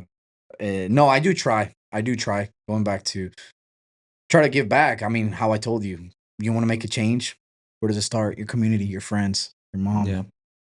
So I do try, but it is hard. I will tell you that. That's one thing that I will use the word hard on It is. because that actually is hard. That's not challenging, big dog. That's hard. It is. But I think it's the most rewarding. That's why it's the hardest. Yes, yeah, yeah. Because I've also had a lot of friends that I have helped them attain Mm-hmm. the things we just Great discussed, and potential. yes, their greater potential, right, in their life, Yeah. the way it fits for them, 100%. and you just feel awesome. And that also relates back to why I'm off social media because none of that means shit to me. What means a lot to me is okay. How did I make someone feel? Did I make you feel? You can have all the money in the world. People are going to remember you by how you make them feel. 100%. How you make them feel, what you did, the little things, you know. Oh, Yeah. he held the door for me. He Yeah. brought me a cup of water. Yeah, no, 100%. So to loop around back to the main point about helping people reach their potential, no, I haven't. It feels great, Yeah. and I agree with. But I've never saw it like that. It's so interesting that you just opened the Pandora box to a whole new ideology right now. That's awesome. Well, you're also older than I am, so yeah, Not by much, but yeah. It's we all arrive at our own time. And unfortunately, I tell this to my friends. Everyone has that flip switch yeah. in life. No matter whether you're going to turn 50, whether you're 21, as a male, I truly believe everyone has that click of holy shit, life is here and I'm eventually going to die. I got to figure it the fuck out, reach my potential. Yeah. All right. There's a good quote that says every man has two lives. And it says the second one begins when he realizes he only has one. Yeah. I've heard that one too. Yeah, I just chuckle because we have the same mentality in a lot of things. We come across a lot of similar things without wanting to. Yeah. Okay, we're gonna move on to the next one. How do you handle suffering, whether it's physical, mental, or like something in your career? And how do you apply some of these things we've talked about to those situations? How do I handle suffering? I would like to think I handle it by thinking about a better tomorrow in my life. I know if I suffer now, I'll eventually get rewarded later. Mhm. That's how I think. Yeah. Suffering at an early age is way better than suffering later when you're an older cat or you can't do the same things you could do when you were young. I agree. I think I would everyone, like I've had conversations like this with people, I'd say the only thing I wish I could, if I could change anything, the one thing I would change would be that I would want to increase the earlier that hard things or a sense of suffering happened to me so that I could have the knowledge, understanding, and perspective for that much longer. Because I think there's just only like the outcomes, like you said, or you either overcome it or, I mean, unfortunately, it can kind of kill you, right? Whether that be actually physical death or a part of you never being able to recover from it, and essentially maybe though you're physically here, your life is over. You're never going to come back from it. And though that's risky, like I would take that risk. I would just want it to be harder earlier. I would want it to just be shitty that much sooner. Whether it would maybe maybe inversely, I don't overcome it. Right. But you only know what you know. So I also believe that obviously everyone's on their own path. But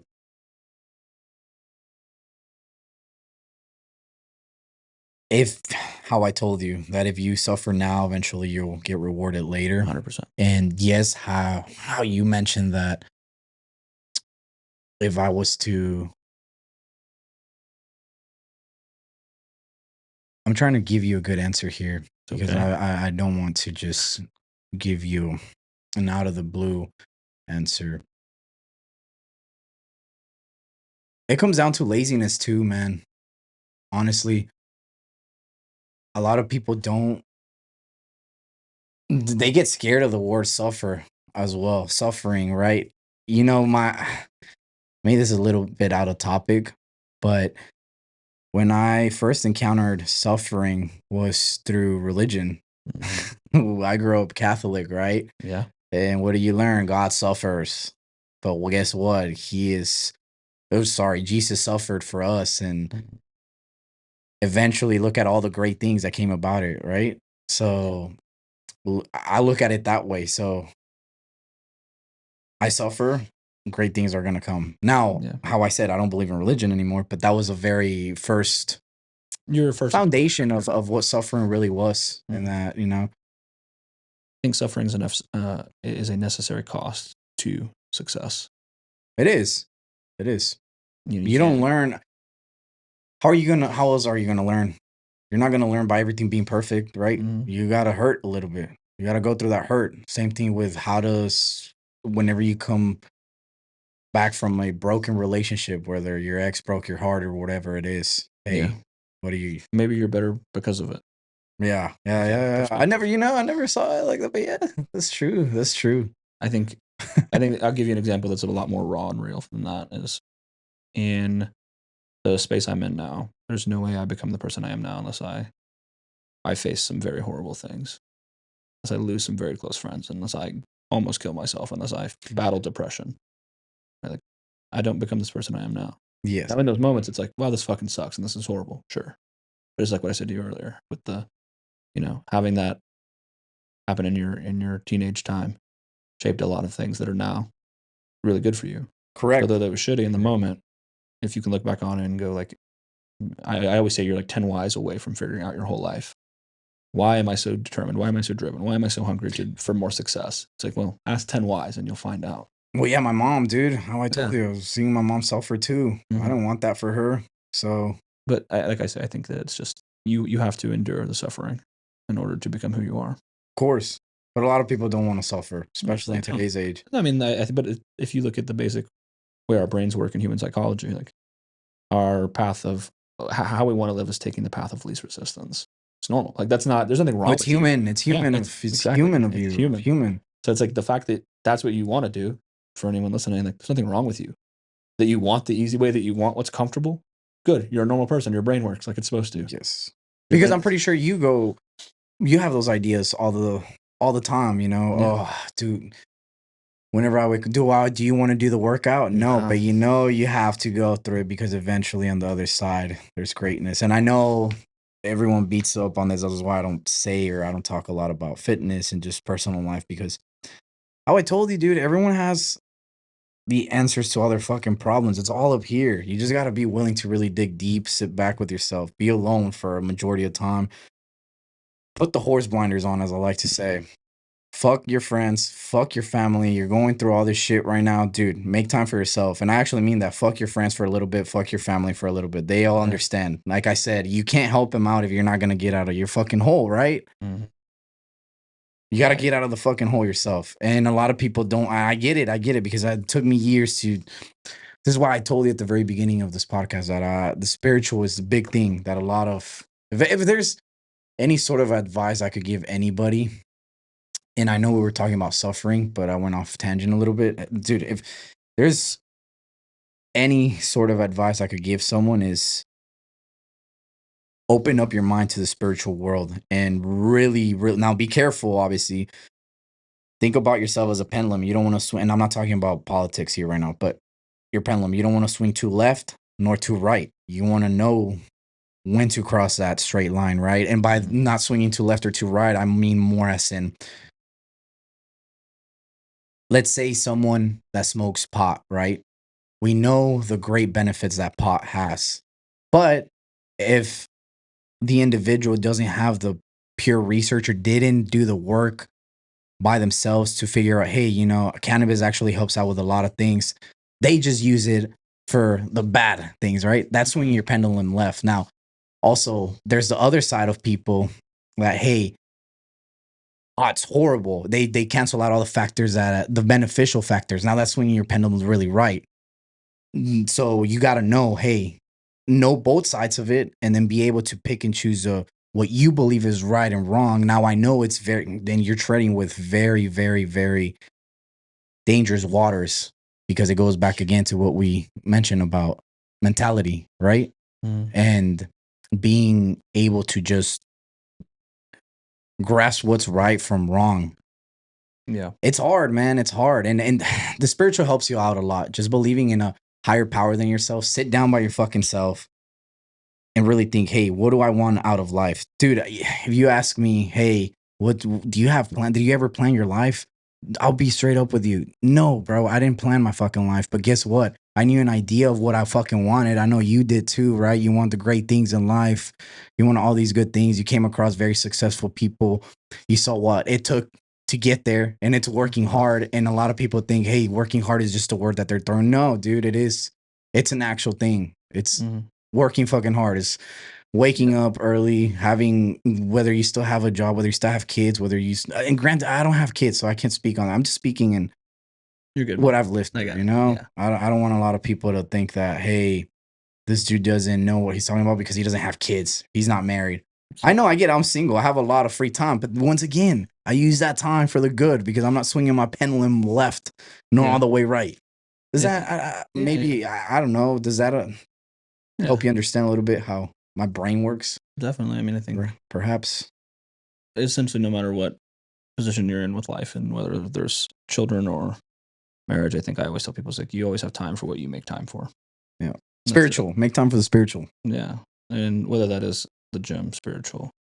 Well, whatever it is, but just believe in something bigger than yourself, man. I agree. I think that's huge. Do you believe in God? I do. Not religion, or yes? Yes. Yes. What type of religion, if you don't mind me asking? I grew up pretty Pentecostal, but then we kind of converted to more baptism. Okay. I got a little older. Nice. So, but I have many friends and family members who are Catholics, and so I've been to a lot of Catholic church. I've been to a lot. I didn't say I enjoy it. I have a whole episode for anyone who's curious about it, where I talk about it earlier in the episode, in the series, episode 2, with my friend Jordan. We sit down and break down lots of religion aspects of it collectively.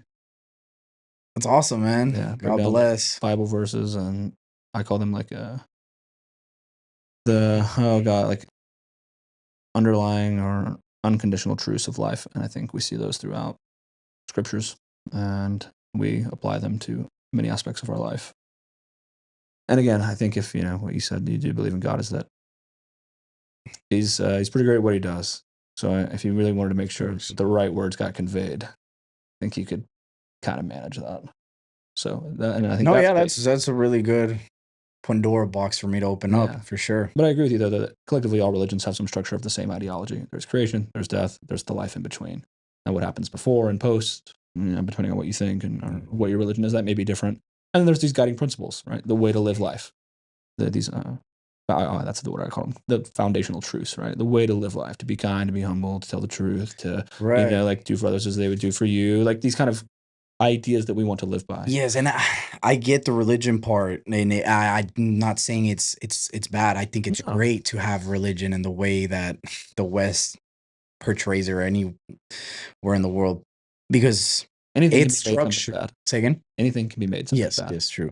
But religion is good because it creates structure for people that don't really, that's their only form of realizing, hey, this is some sort of structure. Yeah. So I get it. And that's why I do believe religion is great for a lot of individuals and don't know what structure is in their life. That builds a little sense of structure, do good, give back. You're going to go through potholes in life. Yeah. But as long as you believe in a higher power and you actually genuinely believe, I'm talking about having that faith. And for me, I don't know, God could be a man, a woman, whatever, but I believe in a God. I just don't know what it is, right? But as long as you do that, all religions, that's just my intake. I'm all for people having their own opinion. What advice would you give to someone struggling with their fear or self-doubt, and how do you break through those mental challenges? Fear and self-doubt. Well, first, I would say to be able to overcome fear and self-doubt, you definitely have to build self-esteem. Mhm. And to do that, my advice, because this is what once again fit me and what I went through, was, you can guess, the gym. Mhm. At a very young age. I wasn't the biggest confident guy, or I didn't have a lot of confidence. Yeah. But the gym really helped me. Just picking up weights, then seeing your body develop, created also self-esteem, which goes back to uh, the two that you mentioned. What were they again? Sorry. Oh, I just said, fear or self-doubt. Yeah, fear and self-doubt. So yeah, you overcome fear and self-doubt by picking up some fucking weights, going to the gym, whether you don't want to or not. Or just doing something hard, man. Doing something hard. Whether you want to learn, let's say you've been wanting to learn how to play guitar, or been wanting to learn a different language all this time. Start today. Why are you gonna leave that for tomorrow? Yeah. That's how you also build, or you override fear and all that. It's simple. I know I can't say it's simple, because for a lot of people it's not, but that's my advice. Do something hard. Yeah. I agree. I think, I struggle with self-doubt holistically, even today. But I think that's driven by fear. I think they're kind of entangled together in some weird way from what I've experienced thus far in my life. Even though I do have the ability to look at this stack of proof that I am this person who can do these things, I still feel at times that it's not good enough, that I'm not good enough. But I think that's everyone, man. I still Yeah. think that. Dude, I go to my friends tell me, dude, you look great. And I tell them, no, I don't. I'm fat. Yeah. And, but for them, but it goes perspective again, because Yeah. I've been doing it for so long, which I know my potential, but they don't know that. They think this is Yeah. great. But I for me, mean, that's not. I do think that there's some level to, and the more I've asked this question of people, I think it's true, is that there's some level of it sticks around, right? If you could completely eradicate or remove that doubt or that fear, then maybe the ability for you to continue to go on would not exist. That's kind of what if I Wait, portray wait. my thoughts, like, Go back again. I'm so sorry. like if somehow you could get rid of fear or self-doubt, like 100%, if there was zero of it, Right. then I don't think the ability to like continue to want to push forward and pursue more would be like Or you also wouldn't grow. able. You Yeah, I think so? mean, yeah, like I said, I think they're entangled in the same thing. So for me, it's like if I didn't have any doubt or fear, then I wouldn't want to continue to pursue this thing. If I was just rid of fear or self doubt, then I wouldn't want to continue to pursue on, because like what also propels me to lean into those things is fear or self doubt. Yeah, but for me, it was always also, I know what's on the other side of fear. I know you do too. What is it? Success. We've both been. I'm not saying I'm a Yeah. very successful cat, but I'm in a very decent place at my Yeah. age, at 26, and it's just crossing that wall of fear. Success is on the other side, and how do you do that? Doing hard things, picking up weights, waking up early, whether you don't want to or not. And I don't wake up early every day. A lot of my friends have that misconception too, that I have this perfect plan and routine. And we discussed this earlier before we started this. Remember in the table where I told you, dude, it just depends what I got going on for the day. Yep. What type of training. And I know I say training a lot, and a lot of people are, oh, well, what about your career? Dude, my career is important too, but I know by doing hard things, which for me is fitness, my career is eventually just going to grow, because you learn a lot of things. You learn how to socialize, you learn how to talk to people, you learn how to be confident, you learn how to not use filler words like a lot. Yeah. That's a big one. And I used to struggle with that one a lot. And, journaling, just doing the little things. But I also believe, or not, let me stop saying I believe. I know it's hard, and we live in this time and age where journaling for a man or talking about your feelings is frowned upon. I don't think there's Dude, anything wrong with it though. no, I don't think there's anything wrong with it, but I also think that builds up a lot of fear in a lot of guys, especially young guys. Don't you think so? I think let me answer this very precisely because there's a lot of Oh yeah, I know there's a misinterpretation lot, and we can go. I don't know how long we have, by the way. we're just going. Okay, cool. If I think for younger guys, you said you thought there was some negative correlation to like talking about your feelings or journaling or whatever the case may be there. I think to me it's a multifaceted problem. One, we get in a position where you're ridiculed for it, or you're told it's weak, or that you're not tough enough, or whatever the case may be, and so then that becomes like your persona to it, right? Like it's cool to watch anime until you get picked on for it, right? And then you think you're a fucking nerd. Yes. So I think inversely the same thing happens with like our emotions, right? Is like with men, it's like I can't be like I'm not a man if I have feelings, and you're actually more of a man if you do have them, and you're even more of a man if you know what they are, and you can identify them and you can navigate life with them. So I don't think there's anything negative or wrong with speaking on your feelings, what you think, how you feel. I think more people should do it. I think more people should take time to actually write down how they're feeling. Maybe they'd actually understand it more. They'd be able to parse down the things that aren't true and understand what they actually feel. Writing is a powerful tool for that. Well, you would also speak better. Collectively, it's how you learn to speak. Yeah, it's how you learn. Yeah.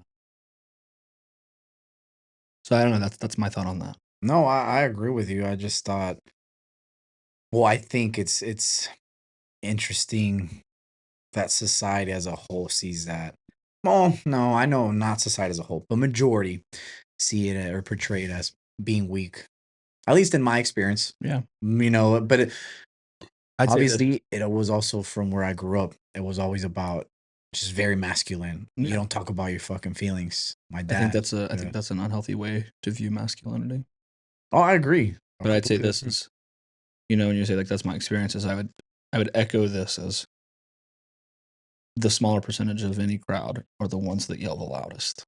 So when you're like, oh, I think that's what is mostly out there, it's like because the ones who are the few percentage of people who believe that are the ones yelling that the loudest, right? Even though the majority may actually believe, hey, you really should be more aware of how you are or where you're at emotionally or what your feelings are. They're not the ones screaming it. The ones who are screaming are the ones who are like, it's wrong, it's not, you're weak, da da da. No, So that's what gets heard, right? Just as much as with I tell people, it's like, how much shit do you have to put in a cup of water to make the water ruin the water? I remember you. That was one of the first things you told me. And it's like not much, like almost nothing, right? So it's like inversely the same thing can be said for. That's how we view then people, right? Is like with my time in Afghanistan and seeing the culture there, is like, collectively, Taliban only makes up a small percentage of the people there, right? But they fuck it up. Yeah, doesn't take a lot, right? So I think that same logic, again, these are very extreme measures I'm presenting, but that's collectively through and through in life. And we see it with Pareto's law, 80-20 rule. Right? Yeah, 80% of your life is consisted of the 20% of the choices you make. Exactly. Right. So, people think they have I have to make the right decision all the time. It's like, no, just 2 out of 10 times get it right. Like 2 out of 10 times. Yeah. And you'll make your life pretty great. You don't have to get every choice right. Just 2 times out of the 10 choices you make need to be pretty good. You can fuck off the other 8. And it really it collectively won't mess up your life too much. Because the more you do it too, the better you get at it. And eventually, 2 out of 10 will become 5 out of 10, 6 out of 10. And you won't get to 10. I don't think you ever get 10 out of 10 because if you do at that point, you'd be perfect and you'd be God. You also aren't pursuing anything new. If you're getting 10 out of 10 things right that you're working on, well, you're not challenging yourself at all. Right? And so then by definition of that, then you're not growing. Yeah. So anyway, how important, wrong question, shit. Can you share a failure or setback that shaped who you are today and what it taught you about resilience? I think we've hit on this a little bit with some of the things you encountered in your teenage life, but is there any others that you'd be willing to share? I do. Not going special operations when I was still in the Marine Corps. Mm-hmm. And I know it might sound funny. No, I mean. But failure. I see that as failure because that's something that I could have made it happen if I really, really wanted to, right? Mm-hmm. So for me, that was failure, not achieving that. Do I regret it?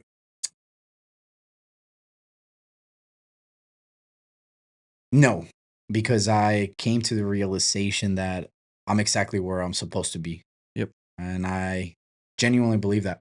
Yeah. And everything happens for a reason. So I didn't. That fire of going spec ops wasn't there because it wasn't my path. Yeah. But that I do see it as failure because I didn't do it, and that's one of the things that I really wanted to do. What did it tell you? What did it teach you about resilience? Not going that route or failing in that aspect. That there's other things that you can also do and will fulfill that joy. Well, I can't say it will fulfill that joy because I also don't know the joy of going through the pipeline and graduating through spec ops, but resilience. I think there's other ways to be fulfilled. Maybe is what you're Yes. saying. And to me, it's just you really want to know what fulfills me. Seeing my mom smile, and I mean that actual smile. I know when my mom smiles, and once again, another reason why I hopped off social media. I have nothing to prove to anybody, man. Mm-hmm. My mom's my biggest trophy. You want to know about my life? You go and ask her, and she'll tell you everything I've done. Plain and simple. My mama's my biggest trophy. Yeah. I love the relationship you have to your mom. It's something I love my mom, dude. Something I didn't know a whole lot about you. She's or amazing. She cooks my meals for meal prepping whenever I compete. Bro, she's my biggest supporter, man. I love that. She's great. I love my mom. She's awesome. That's why like I just told you, she's my biggest trophy. I have nothing to prove. My mom. That's yeah.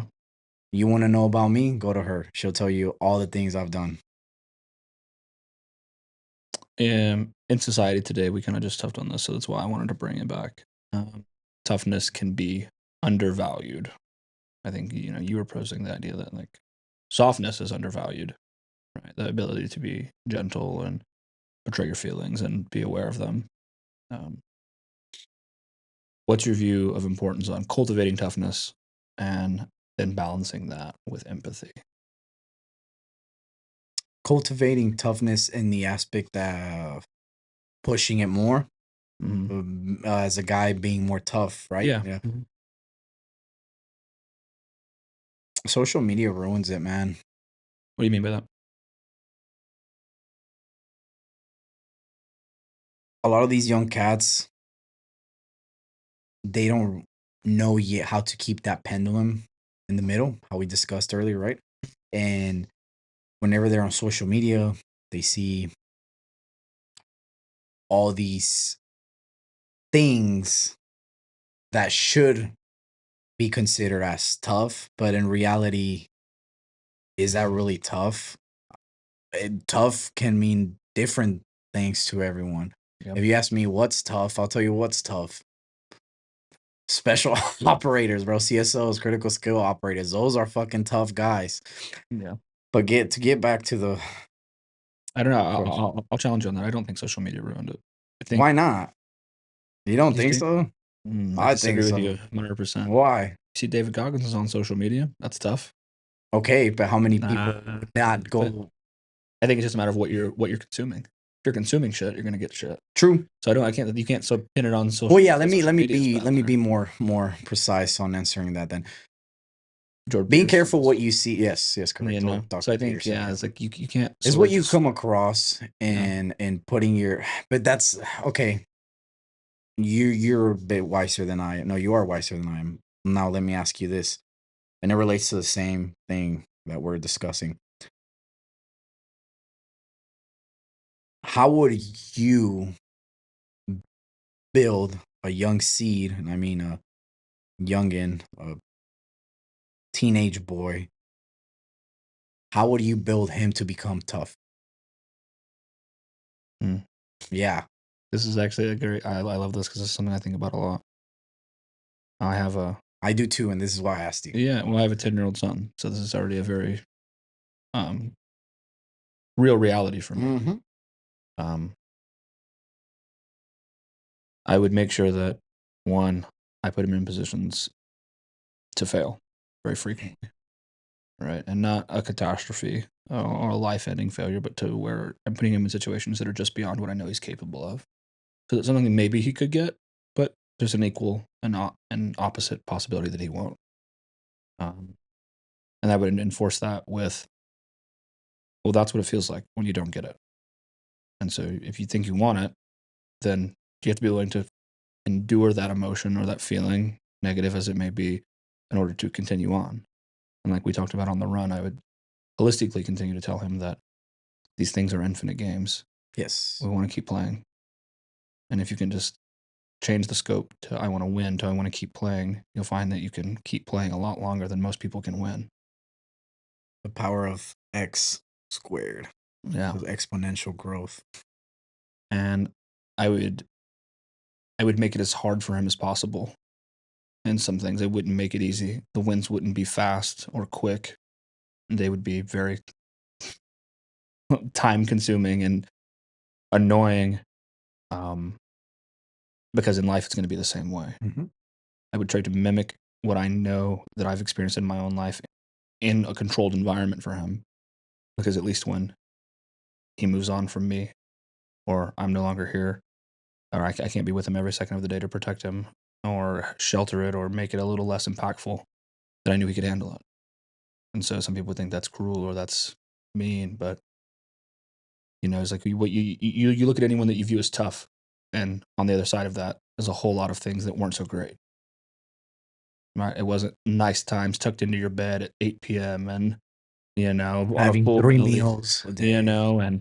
and stuff like that. So I'd be what I do is let him see that there's other things out there. There's way worse things, and again, that are appropriate for someone who's 10. But as he gets a little older, you continue to match that, right? And so it would just be made up of challenges that require him to push beyond where he is now. And again, you do that over the course of you're just 18 years. You're being there to pick him up when he fails, but you showed him also. I think this is how it feels to fail, but now and you can use it to either become better or just. But inversely, it's not always about picking them up; it's about letting them fall. A lot of people can't let their children fall. That's their weakness. Yes. No, oh, sorry, I should have added that. But so first, yes, I agree with you. You would let them fall, but still be there to pick them up. As in, but sometimes I mean more as sometimes you have to not pick them up. You think so? 100%. I had this discussion with, and I only say this because I had this discussion with Daniel, and he believes that you should be there to pick them up after they fell. I think the first few times, sure, right, but then at times, no, because if they can't get up, I'm the same way. I'm with you on that idea. Yeah, no, I think initially yes, like again, the answer is so circumstantial to the situation, but holistically, yes, like. In theory, okay, yes. Okay, what about a drug addict? Sorry, I'm just. Yeah, no, I mean, this is it's crazy. I had this conversation with Daniel, and I don't think a lot of people pause to really think about this. Yeah, I mean, I think I don't want to sound rude, but like I don't want to waste my time on benign ideas that aren't prevalent to me in that way. Like, okay, fair enough. In that space, I would address it for what it is, but there's so many depends. Is this your first time? Is this the first thing that's ever happened? Is this your 7th time? Like, I don't know. But you don't think that people don't want to put that much thought into it because they don't want to use a noggin? I think because you just mentioned all the factors that could, right? And a lot of people they don't. But I mean, I think that's just me being like in my brain, and I'm quick and I'm witty in that way, and I mean, other people aren't. But I don't know. I think then as I have a child, so I don't want to think about kind of those things happening if I don't need to. But also, I think that I know that as I would want to create toughness I wanted to create someone who was tough, it would not always be, like we said earlier, like being able to figure it out. So like if I live by that and I say that, then I need, like if I say it, I need to live by it. Right. So it's like, hey, if I was in the situation I was in, I'd figure it out. Again, there's so many things, there's so many variables that could change how I would go about that situation. I think you have to be there for them, but also they have to be able to be there for themselves. Yeah. And so then I think that's sometimes of not picking them up. But I think that's hard because it really has to come within that will of that person. It has to spark from them. Yeah. And you can't teach someone do that. And no matter how many failures they go through. But you can teach the values that create that. But once again, they will have to want to keep chasing that by themselves. And by that, let me be more specific. That fire that you and I, because I've known you for a good amount of time, and you have that fire that sparked at a very young age. And by that, I mean wanting all these great things and everything. Nobody taught you that. Yes, you saw all these things, right? You saw what you wanted out of life, but nobody ever taught you hey, this is how to turn on that little fire inside of you. Yeah. So that's hard. That's No, I mean, hard. yeah, but again, I'll stand by what I believe. I think that you can teach everything else that inputs to that. So that's what you focus on. You focus on the inputs, not the output, right? The output is the drive, right? It's like, but it's okay. Motivation. You can't teach that, but it can teach you everything else. And so, by just natural cause of, What do you say? Maybe teaching them. Well, that would fall in the same umbrella to discipline. Yeah. After discipline, 100%. because motivation eventually dies off, right? And what's there whenever that dies off, discipline, right? Yep. So, like I said, I mean, you can't create drive in someone, but I think you. I'm can trying to create, break down the. Sorry, I'm Yeah. trying to break down how you think. It's interesting. I think it's just a lot of people like to focus on output, which I'm all for, because you need to, like, what do I want to create? But input would X. also, wouldn't you think that input falls under spiritual too? Sitting down by yourself and really focusing on just putting those horse blinders on, and just sitting. I mean, I mean this not literally, but take some time away from your first. Yeah. No. I mean, I think there is something that can be said, like, whether someone's. I do holistically agree with you that the value of believing in something greater is important, but also, again, like I said, I think these are all inputs to that kind of person, right? Is the ability to have some ability to self-reflect, some introspection, some awareness collectively. That's what we're boiling that all down to. And again, like, maybe they don't have that thing, but again, it's a lot of things are just ignorant. That's like what I said earlier. Is like, you don't know enough. Any problem I've ever ran into in my life simply can be boiled down to I didn't know enough. It's like when you're and here's like a real life example I can give you. My son can't do calculus right now. He's only in 5th grade, right? But he can multiply and divide. Okay. He just doesn't know enough. Correct. Okay. Doesn't mean calculus is impossible for him. Just right now he doesn't know enough. Yes. But but if I presented him a calculus problem, he wouldn't be able to do it. Like, oh, you can't do calculus right now. And I think earlier to that is like the smoothest and clearest example I can present to you for so many other things we've talked about today. When people in perspective, it's like they just know addition and subtraction. Maybe they don't know multiplication or division yet, let alone exponents or anything else to that nature. And so then you're presenting them with a calculus problem, going, they don't get it. Like, yeah, they don't get it because they don't know enough. Yes. Doesn't mean they can never get there. Right? And so again, I agree with everything you're saying. And it doesn't mean that your position in their life is going to get them all the way to that. Right? Maybe you're just going to show them what a fraction is. And then someone else is going to come along and help them bridge it more. Yes, they have to want to, but I don't know, that's like the beauty and simplicity that I think in. No, that's a good way to put it. Yeah. Right? And so it doesn't mean that my son will never be able to do a calculus problem. It just means right now he doesn't know enough. And every problem I've encountered in my life, every single one, if I boil it down, I didn't know enough. I didn't know how to control my mood enough, so I reacted like a fucking jackass.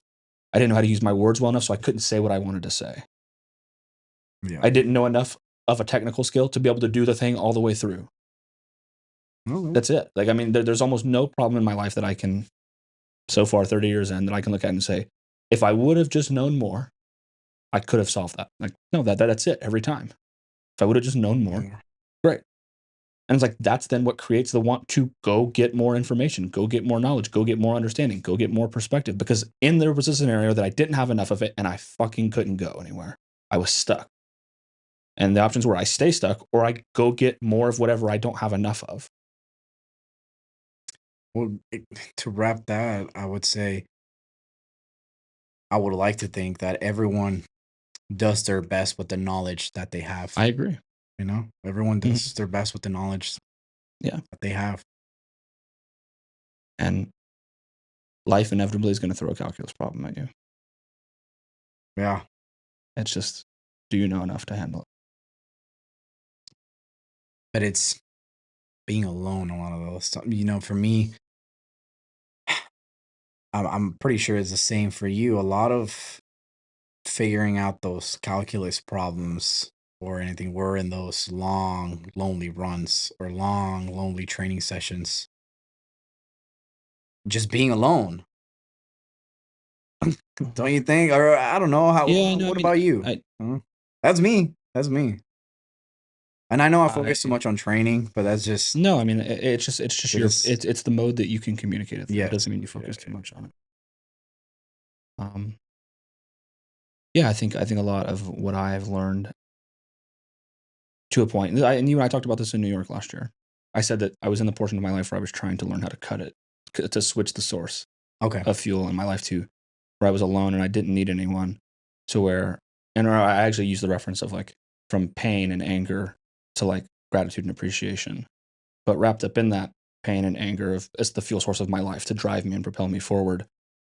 A lot of that is being alone, and I've realized that like I can't get to the peak of the mountain that I want to get to by myself. They're hot. Like I can't. It's physically, emotionally, spiritually impossible. You believe in mentors? Yeah, 100%. Okay. And that's why I have a mentor and I mentor other people as well. Do you have a mentor? When did you come across your first mentor? And I only asked I'll answer afterwards because I never really had a mentor. I'll be straight up with you. Yeah, I mean, for a long time I didn't have one. I think just recently, probably in the last few years, I've come across my first real one. But I had people who like guided me and helped me along the way. And again, like they were the one who showed me what parentheses were.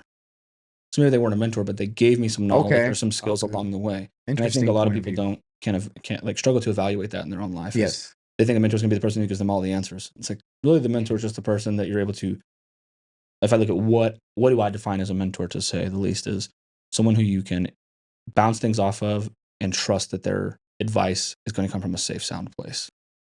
Right? But they aren't going to make the decisions for you. They're still your choices. Mm-hmm. Right? They're just there to say like, to sometimes just listen or to be like, hey, maybe think about that again. Or sometimes just to affirm you that what you're experiencing is what you should be experiencing at this time. But I told you that, like I said, I spent a lot of time alone where I didn't, was in the winter arc or whatever the hell people call it, of that time of like, I don't need anyone. I can do this alone.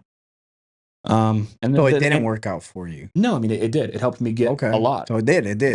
But it won't work forever. Okay. Well, right. Like there is a time where that fuel source is and can take you very far. And eventually, but whenever you start finding your path, eventually you come out of that loneliness and you start, because now you know your true feelings, your true worth. I don't think it's that. I think it's the opposite. I think that, like we talked about earlier, there's always going to be some level of that uncertainty, that doubt, that insecurity, that fear present. But I think as you realize that, wow, if I surround myself with the right types of people, I can actually do more.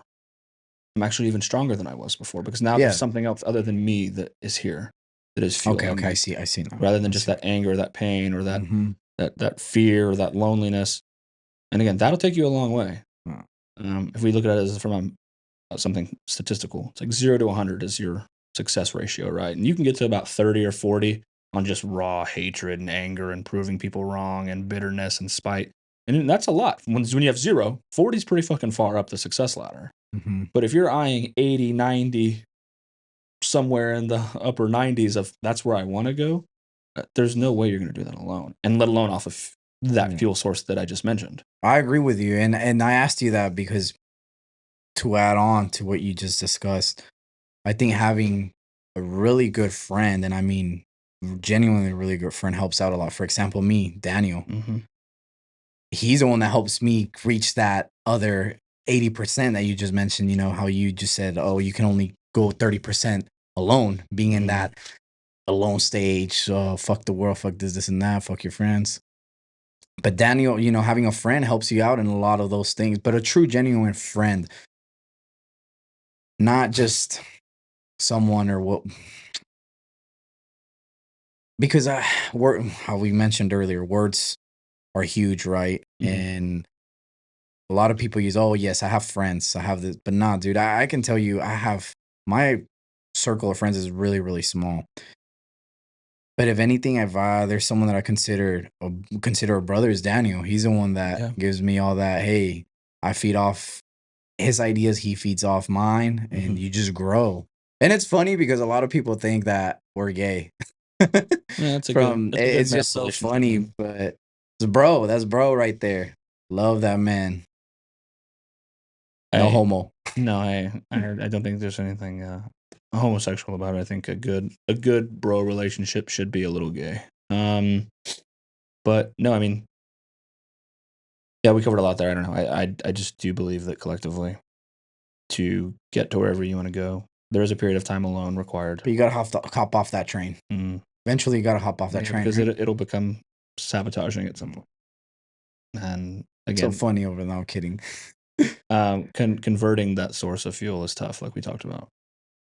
You know, that's what I told you last year. As I was starting to reach things, I was starting to accumulate a little bit of success in my life, and you know, it's like it's hard to be angry when you're winning. Well, I'll give you another example. You're the one that got me into running only because I saw you and how successful you were at your age. And I figured, hey, this is one of the things that I got to add on. But that's just how I saw it. Yeah. Right. And I'm not saying everyone has to start running to attain all these things. No, that's not the met. But Yeah. what I'm trying to get at here is that you also looking up to others. Yeah. This also helps out a lot. Yeah, I think you should. But you got to be careful because how the saying goes, birds of a feather flock together. Yeah, I think so much of that is, you know, it can be tilted like, show me your closest friends and I'll show you who you are. Right. Yeah, I think, and that's, to me, that's another thing that the social media comment you made earlier is like what you consume. What are the things you consume the most of? And I don't mean just food, but it can go to food too. Like if you eat shitty food, are you going to have a poor physique? Probably. If you hang around with people who don't think in the ways you want to think, well, you will eventually start to think like them as well. So if these people aren't thinking the way you want to think, then why are you hanging out with them? Social media content. If you're consuming girls shaking their ass and just like comedy shit and whatever, just doom scrolling and not getting any value out of the content, like that's what you're taking that in. Just like if you were reading it, watching it, like whatever, like that's the consumption of your life. Right. And so I think that's why I say it's just about being intentional with who those people are, what you're watching, what are the people that you follow, what's the stuff that you like. Right. Because I've showed people, I'm like, watch, I'm gonna like these like segment of videos of they're like David Goggins, Alex Hormozy, Jordan Peterson, Chris Williamson, like all these things that are like-minded things that I want. And wow, all of a sudden that's all that's on my feed. Now inversely, if I just start liking like funny ass random shit, whatever, that's what I get. Right. But I'm saying, but that's just consumption. So to consume what you want, don't just aimlessly consume. Just like with food. If you were trying to get ready for a show or you were trying to improve your physique, you'd be like intentional with, I need to eat this many calories of this. I want to eat these types of foods. I want to do that. I think the same thing with your social life. Is consume the things that, be intentional about it. Consume what you want. Take in what you want to take in that you know is aligned with what you're aligned with or what you're wanting to be aligned with. Something you said look up to, admire, respect, that you want to become more like. And that's what you'll have. Yeah, no, I agree with you. I just always like the way you explain things because you hit every aspect and every point of view that I would like to believe a lot of people have, you know, whether it's on the, and I'm not meaning this political, but whether it's on the left side or right side, you hit every aspect of it. Yeah. That's why I asked you. I just wanted to. I'm all for it, man.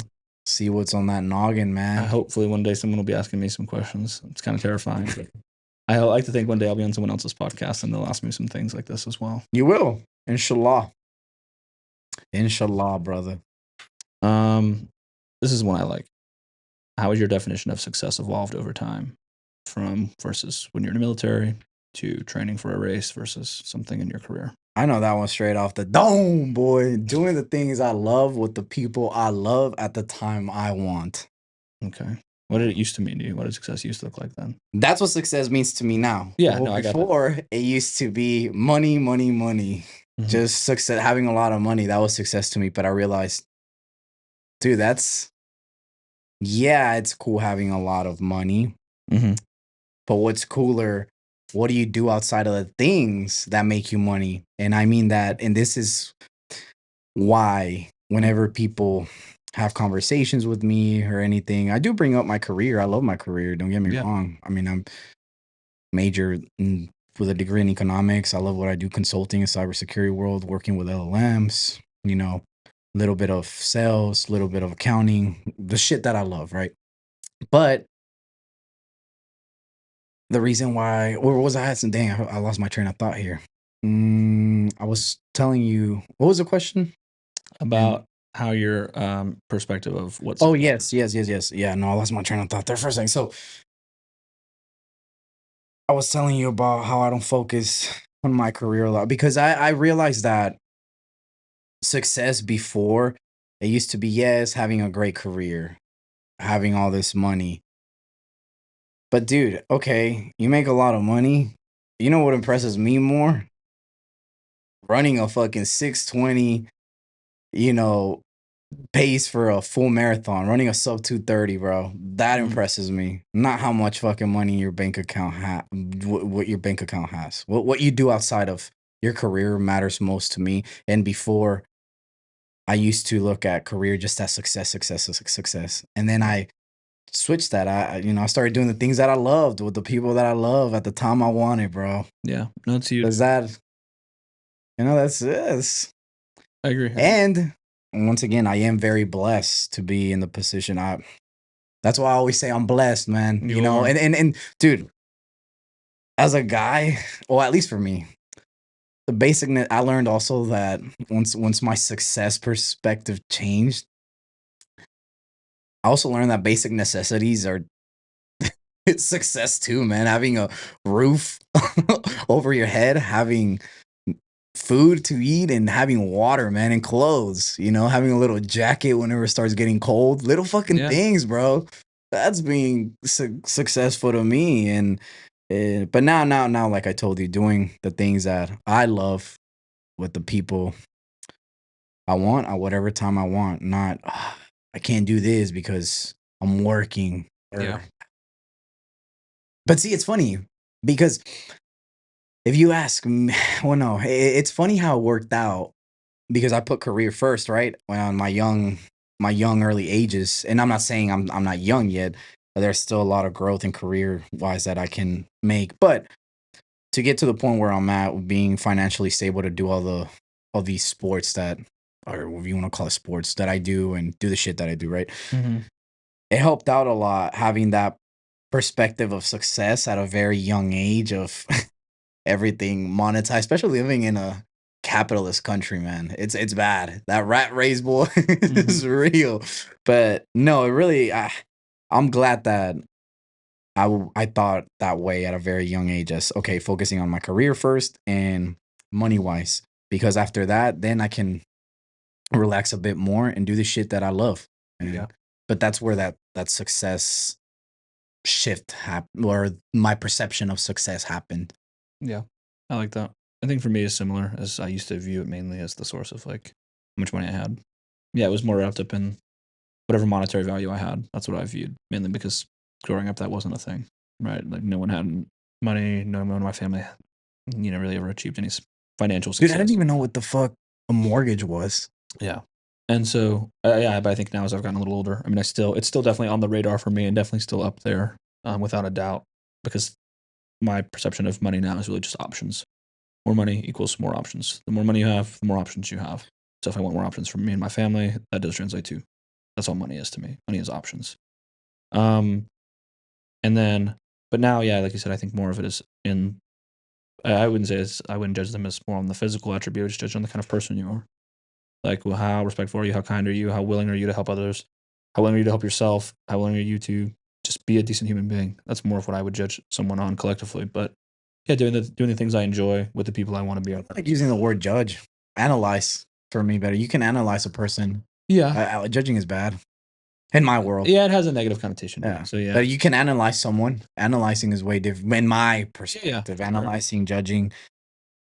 Sorry, I No, just no, you're good.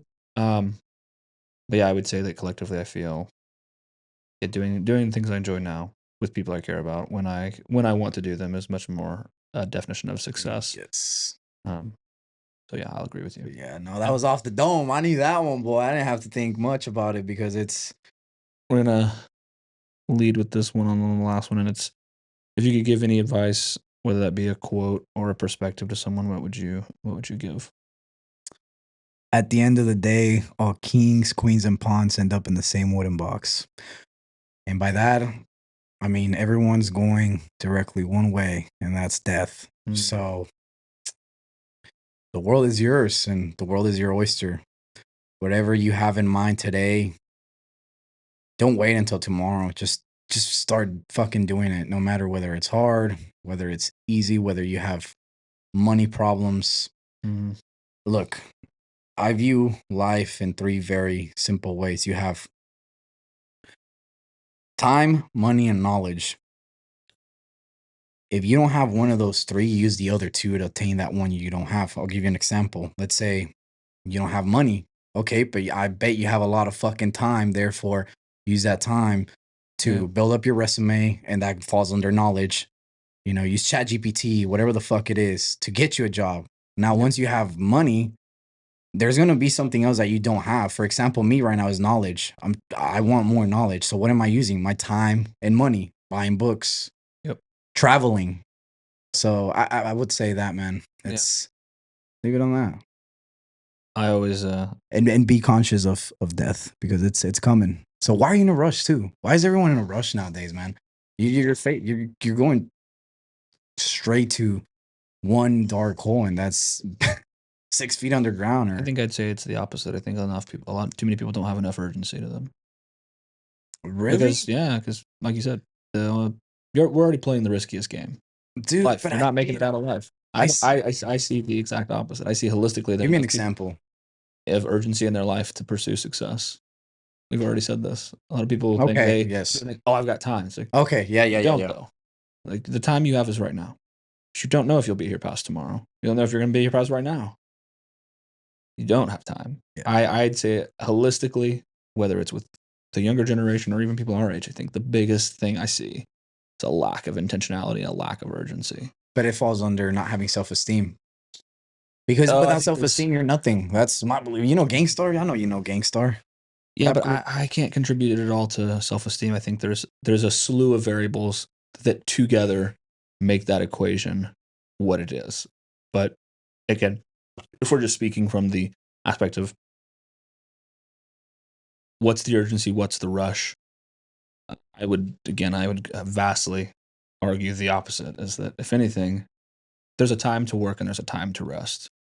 And a lot of people are spending a lot of time resting and not enough time working. Yeah. And then they're just inversely complaining about the things they don't have from the work they haven't done. So again, I actually had this chat with my therapist last week. I said, for me, I was in a period of my life where I was doing nothing. I was just yapping. I was just talking. I wasn't actually doing things. And then it was like, this period of like course correcting, swinging my pendulum the other way to only work, beat myself to within where I could only keep my eyes open for another second. Okay, you can rest just long enough to get up and do it again. And that's not sustainable forever either. Right? So then you kind of find this, to me, more, I hate the word, but balanced view of it. But it's just that when there's work to do, work has to be done. And but then again, intentionally, you have to make time to rest, recover, so that you can do the crazy work that you want to do. But I think just to say like, oh, you have time is like, you do have time. It doesn't matter if you haven't figured it out yet. There is time left. But the pursuit of figuring it out, the pursuit of success, the pursuit of getting better, the only time you have to do that is right now. I'll throw in something to maybe rush that process as you see it that way.